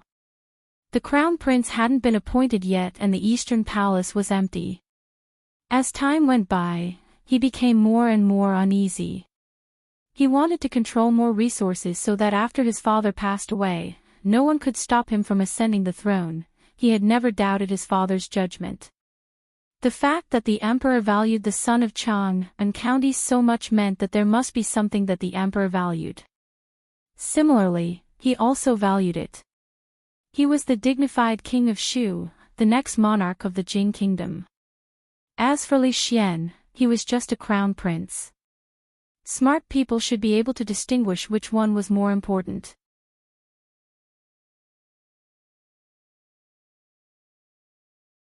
Chapter 369. Li Yi and the other two came out of the meditation room and walked out of the cold mountain temple, ready to go home. Along the way, they heard many people talking about what just happened. Li Yi was actually not willing to be in the limelight. The monk with the iron rod was too much of a bully. A foreign monk dared to be so arrogant in the land of the Jing kingdom. Of course, the most important thing was that Xiao Huan was involved. If that bastard had not dodged so quickly, he would have lost a leg. The family's carriage and the Li residences were parked together. He told the coachman to inform the old mistress and Rui. Li Yi, Rui, and Xiao Huan went back first. As long as it was not on the city's green stone slabs, the carriage was a kind of torture. The carriage slowly went down the mountain path, shaking violently. Li Yi did not forget the suffering he and Li Xian suffered when they went up the mountain, so he decided to go down the stone steps. The carriage from the residence would wait for them at the foot of the mountain. The Cold Mountain Temple's Water and Land Conference was originally very lively, but today was a special event for the dignitaries. The path that ordinary believers took was even less crowded than usual. Wait a minute. Li Yi was educating Xiao Huan about the bodhisattva's gender. The little servant girl's mouth was in an O shape because she found out that the bodhisattva was a man. Mississippi Lu suddenly stopped and whispered. Li Yi stopped in his tracks and turned to look at her. Who is it? Come out. Mississippi Lu walked in front of Li Yi and Xiao Huan and said lightly. Under Li Yi's surprised gaze, a figure walked out of the dense forest in front of them. It's him. Li Yi's pupils shrank slightly. You know him? Mississippi Lu turned around and asked. Li Yi quickly answered, it's the foreign monk just now. He's the one who almost hurt Xiao Huan. This poor monk is here to send you to paradise early. The middle-aged monk was expressionless. Although he still had doubts about the exposure of his tracks, it was no longer important. Holding the iron rod in his hand, he dashed towards Li Yi. Mississippi Lu's eyes flashed. It was enough for her to know that the other party was an enemy and not a friend. Clang! A white light flashed like a waterfall, and her figure instantly disappeared on the spot. Li Yi guarded Xiao Huan behind him, in case there were other monks rushing out from other places. Soon, it was proven that the monk had come alone to deliver his head. Li Yi was not worried about Rui's safety. Although the monk gave him a dangerous feeling, he was probably not as dangerous as Rui. Sure enough, although the iron rod in the monk's hand was powerful, and every swing of it was as heavy as 1,000 caddies, the stone slabs of the stairs would scatter in all directions. However, it could not even touch the corner of Mississippi Lu's clothes. Seeing that she was like a butterfly fluttering in the wind, strolling leisurely amidst the shadows of the staff that filled the sky, the last bit of nervousness in Li Yi's heart disappeared at once. Instead, he was a little envious. He was afraid that he would not be able to reach her state in his lifetime. However, looking at the monk who was like a human flesh destroyer, he could not help but feel a chill. If the iron rod hit him, it would not just be a matter of breaking a few ribs. Deep anger rose in his heart. Was this still a damn monk? If he did not go down the mountain with Rui today, he would not have a good ending. Just for such a small matter, did he have to fight and kill? Madman, this was a Motherf King madman. Li Yi did not know that at this moment, the madman in his heart had cold sweat on his bald head. He had originally thought that with his martial arts, it would not take much effort for him to deal with the young man who did not even have the strength to truss a chicken. However, he did not expect that this woman, who had appeared out of nowhere, would become an insurmountable mountain in front of him. Lu Rui only exchanged a few blows with the monk who blocked her way, and she frowned. Not to say that they were evenly matched, she had thought that she would meet an expert who could catch her eye. However, apart from brute force, this monk had no other skills. He was even far inferior to the old monk named Tan Yin. She was not in the mood to tangle with him anymore. With a thought, the sword in her hand suddenly sped up, and a deep cut appeared on the middle-aged monk's arm. The iron rod also fell from his hand. Knowing that it was impossible to take that person's life today, if she continued to tangle with him, she was afraid that even she would have to die here. The middle-aged monk no longer cared about the iron rod, and with a stamp of his toes, he flew backward and disappeared into the depths of the forest in an instant. Mississippi Lu originally wanted to chase after him, but after looking back at Li Yi and Xiao Huan, she stopped.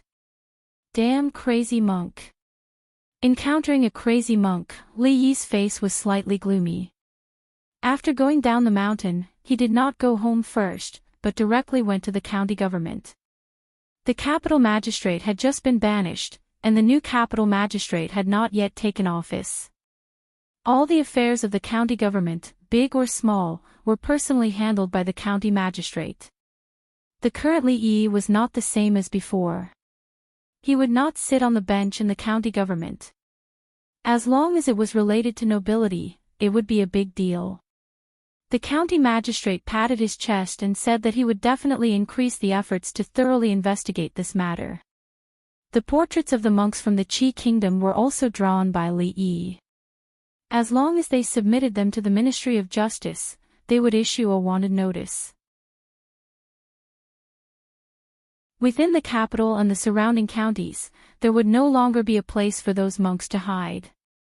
Uncle Li, these days, asked the guards at home to tighten the patrol, and pay special attention to the monks who appear in the village. After returning home, Li Yi specially reminded Uncle Li, young master, rest assured. If they dare to come, I will definitely not let them go back. Uncle Li's face flashed with an ominous glint. After saying these harsh words, he immediately went to warn the guards in the manor. And Mingzu was right. Those monks without eyebrows and holding iron rods were indeed crazy. Who knew what they would do? Li Yi somewhat regretted asking Rui to let him go just now.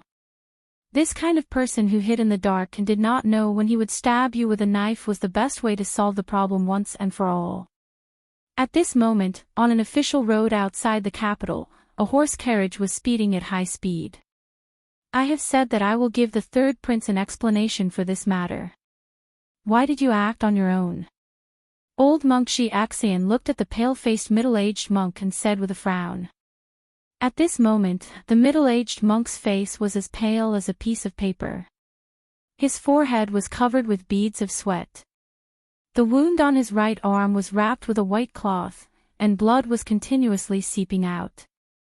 However, although his face was pale, his expression was rather calm, as if he was not the one who was injured. In the face of old monk Shi Axian's questioning, he did not say a word. After all, we are foreigners. There is no longer a place for us to stay in the capital after assassinating the nobles of the Jing kingdom. We must leave immediately. The old monk said again. Then, he sat upright and did not say a word.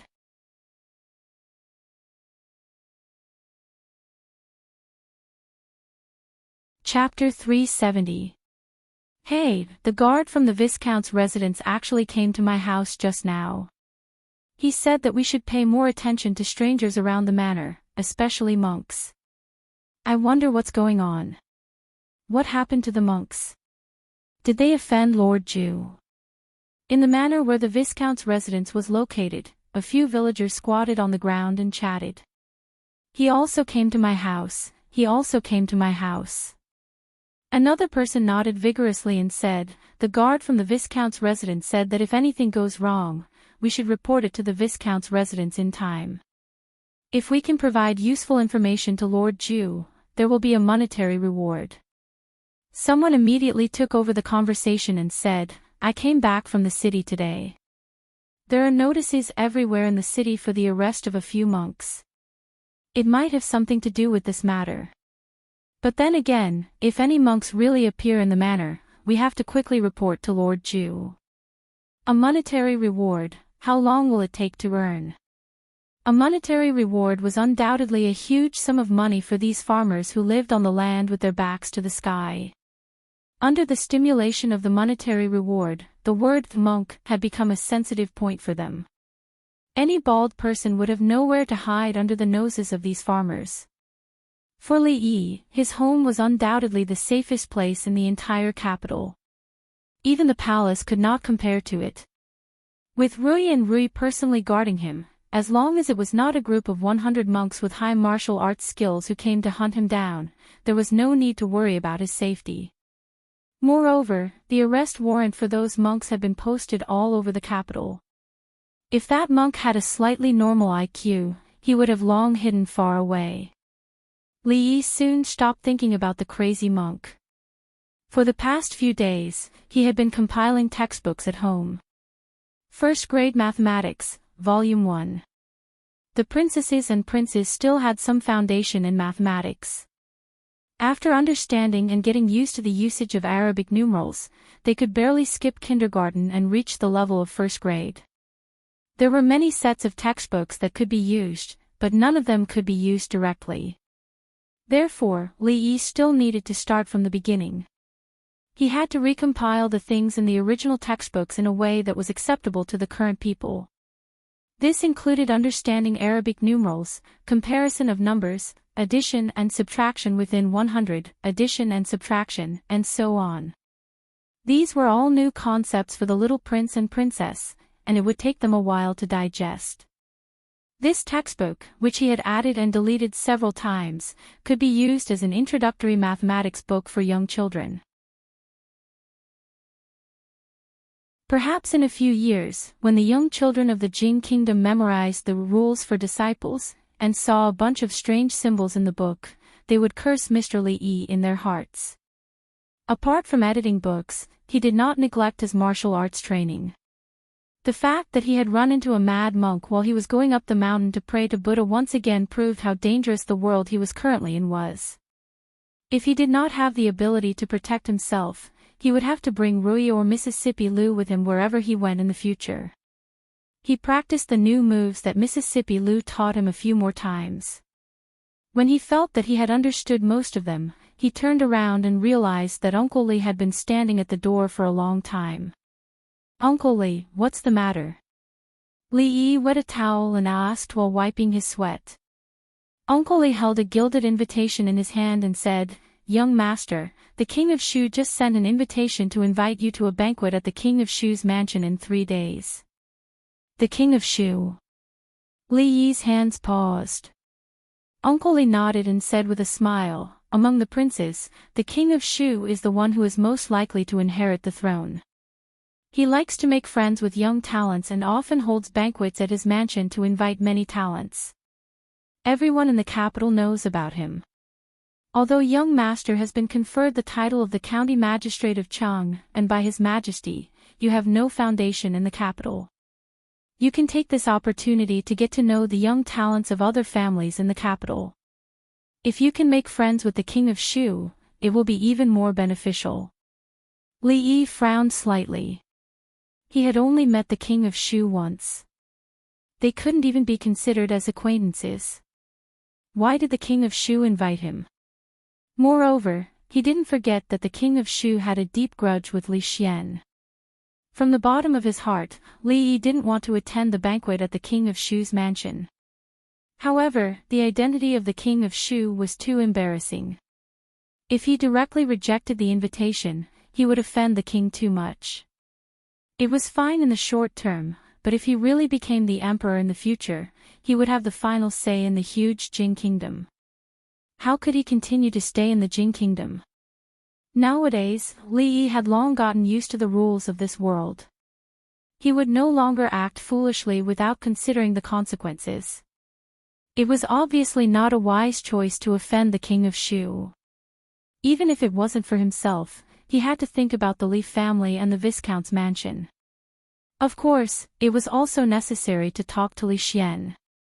This invitation, just leave it for now. Even if he attended the banquet, it would be 3 days later. Li Yi had to go to the imperial palace now. This matter could be discussed after he came back. The person accompanying him was Mississippi Liu. Although it would be safer to have Rui accompany him, she was now a viscount's wife. It was not appropriate for her to go out all day. Mississippi Liu didn't have this concern. After Li Yi entered the imperial palace, she wandered around the city alone. After 2 hours, she would pick him up at the entrance of the imperial palace. As usual, he first checked on the prince's and princess's homework. The results were very satisfactory. He didn't know whether they were worried that they would be criticized by the entire imperial palace if they scored 0, or if they really woke up and wanted to study hard in the future. At the very least, all of them could write the numbers taught in the previous lesson. What he needed to do now was to make them forget about counting and get used to this new, simpler and more convenient method. After the 2-hour lecture, Li Yi left the teaching materials behind and told Shanning to send someone to make a few copies. In the next lecture, he wanted everyone to have a copy. Mingzu was waiting for him outside the hall. The business cooperation between the two families had already been put on the agenda. Other than Rui Du and hard liquor, she also had ideas for perfume. She was very satisfied with the samples that Li Yi made last time. That kind of thing that could replace the perfume bag, once it appeared, would definitely be sought after by the daughters of the rich and powerful in the capital. Originally, it was just a business between the two families. After Li Xian found out about it, he insisted on sticking his foot in. Although he had never personally asked about the business of the prince's mansion, he knew that Rui Du and hard liquor had created a lot of profit for the prince's mansion. Now, compared to Qing and Prefecture, the operation of the Crown Prince's mansion and the expenses for research were not small. This time, he was the first to propose the production of perfume. Li Yi could be worried about the cooperation with the prince's mansion, but he had no such concerns with Li Xian and Mingzu. Oh yes, are you familiar with the king of Shu? Li Yi suddenly thought of something and asked Mingzu.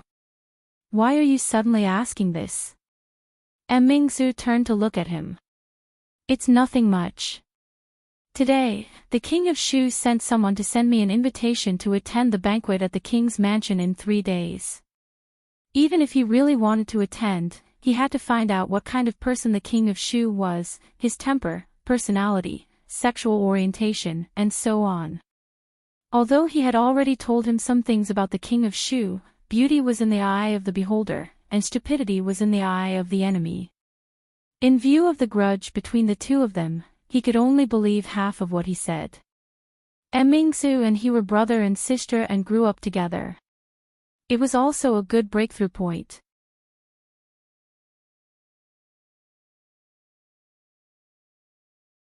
Chapter 371.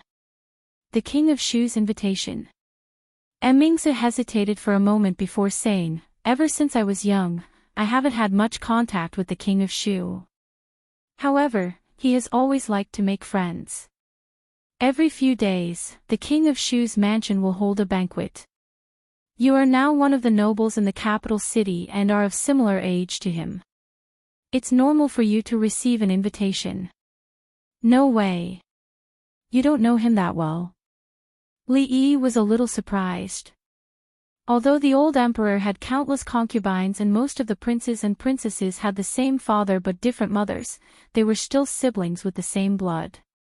Even if they were not from the same mother, they would still have some feelings for each other. Could it be that his thinking had been wrong all along? On second thought, it seemed to be more normal. Princesses were fine, but all princes had the possibility of inheriting the supreme throne after the old emperor passed away.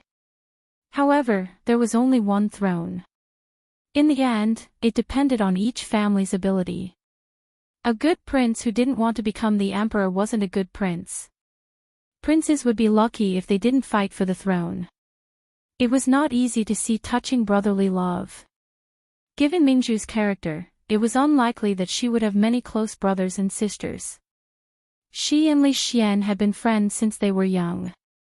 The princes of the same age might have been beaten up by her when they were young. It was normal for them to be a little distant. Mingzhu thought for a moment and said, "Since he has invited you, there's no harm in going if there's nothing urgent." Even she had said so. Li Yi asked in surprise, "Is it really possible for the king of Shu to become the crown prince?" No one knows what father is thinking. Mingzhu shook her head and said, "But from the current situation, the king of Shu has the greatest hope. Putting this aside, it's not good for you to embarrass a prince." It was obvious that Mingzhu did not have any prejudice against the king of Shu. At least on the surface, he did not look like an evil person. Li Yi already had an idea. When he passed by the cafeteria, he habitually glanced at a certain corner. Li Yi was startled, then he turned around and asked Mingzhu, "What's going on with Princess Yongning? Doesn't she need to go to school?" Yongning is different from the other princesses. Father gave her special permission not to go to school. Mingzhu paused and said, "What happened to Princess Yongning? Why did she become like this?" Perhaps it was the feeling of déjà vu that caused Li Yi to involuntarily feel pity for the little princess. At the age of 6 or 7, she should be innocent and full of childlike interest. There was no reason for her to, and she definitely should not, remain in that shadow forever. Her mother died young, and she was seriously ill. This was what he heard from Princess Xiaoning. Mingzhu was more than 10 years older than Yongning and grew up in the palace. She should know more about her. "Why did you suddenly ask about Yongning?" Mingzhu turned around and asked him. "I want to see if I can help her." Li Yi said honestly. "You have a way." Mingzhu looked at him, and a glimmer of light appeared in her eyes. Although she had never interacted with Yongning, she was still her younger sister. How could she not want her to become like a normal child? It's hard to say. I can only try first. Li Yi shook his head and said. All the imperial physicians in the palace, including the famous physicians among the people, had tried to treat Yongning, but none of them had succeeded. If there was someone in this world who could cure her, Mingzhu believed that it must be Li Yi. Yongning is the daughter of concubine Liang. Concubine Liang died of an illness when Yongning was 2 years old. Perhaps because she lost her mother at a young age, Yongning's personality has always been rather eccentric. But it wasn't like this. She would occasionally play with princesses and princes of the same age. The reason why she became like this was because of a serious illness a year ago. At that time, Imperial Father summoned all the imperial physicians in the palace. The famous physicians in the capital were also summoned overnight. No one could do anything. They thought that Yongning would die, but they didn't expect that after one night, she would miraculously wake up. Her illness was cured without treatment. Even the imperial physicians found it unbelievable. Mingzhu sighed and said, however, although she survived, she seemed to have lost all her memories. Including Imperial Father, she didn't recognize anyone around her. The imperial physician said that her brain might have been burnt and there was no hope for her to be cured in this lifetime. From then on, she became even more eccentric. She never spoke to anyone and became like this. Li Yi heard this and frowned. He only knew a bit of modern medical knowledge and was not a divine physician. He had thought that Princess Yongning was just autistic, but he didn't expect the truth to be like this. If her brain was really burnt and she lost her memory, then things would be much more troublesome. In reality, whether it was amnesia or autism, even in the modern era, there was no particularly effective treatment. Things were much more troublesome than he had imagined. You go first. I'll go back myself in a while, he said to Amingzu and walked to a palace beside the dining hall. On the stone steps in the corner of the palace, the little girl was sitting there. She was still hugging the doll in her arms and staring at the ground with her head lowered. Hello, little girl. We meet again. Li Yi squatted down and smiled as he greeted her. Hearing the voice, the little girl raised her head. When she saw Li Yi, there seemed to be a hint of color in her eyes, but there seemed to be nothing. Li Yi took out the bead and waved it in front of her eyes. He reached out his other hand and said, "Thank you for the bead. I really like it.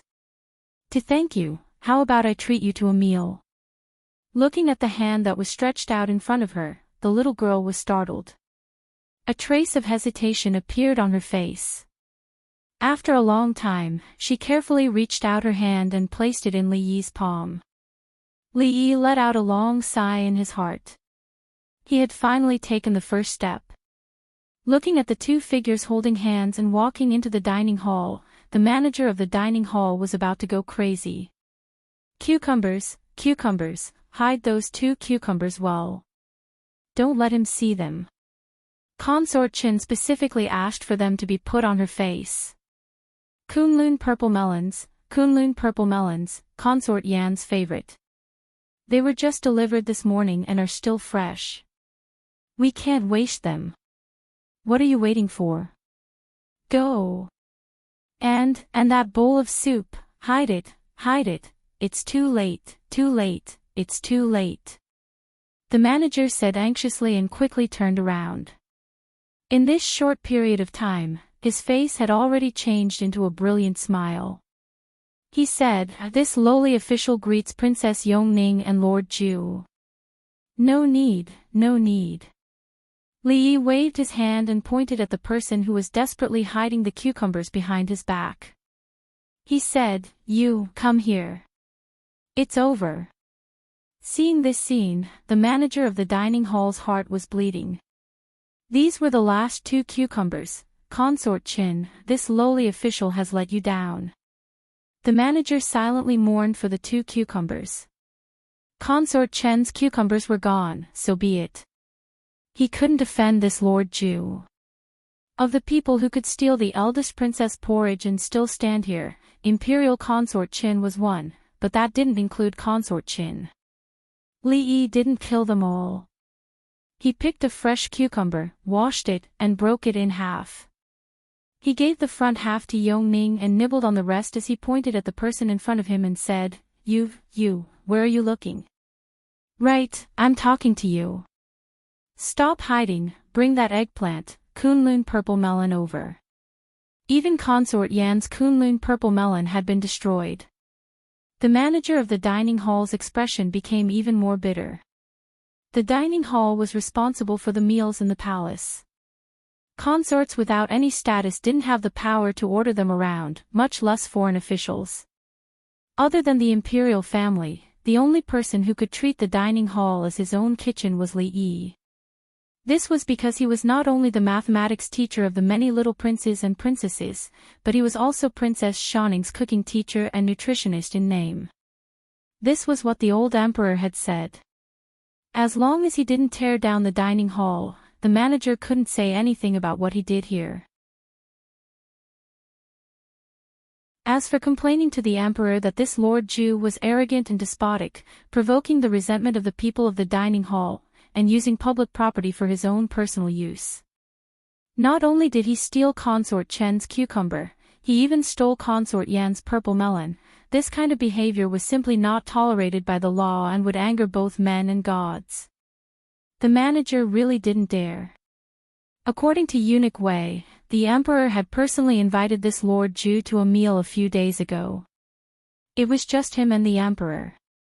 Who else in the world could have such an honor? Not even the prime minister. Even if he had 10 more guts, he still wouldn't dare to do this. You're tuning in to the LoveLore Library YouTube channel. We're so grateful for your support, and don't forget to subscribe to join us on this incredible journey through captivating stories. Your generosity through donations truly makes a world of difference, as it's the primary source of revenue that allows me to expand and enhance this channel for you. Thank you from the bottom of my heart for being a part of this adventure.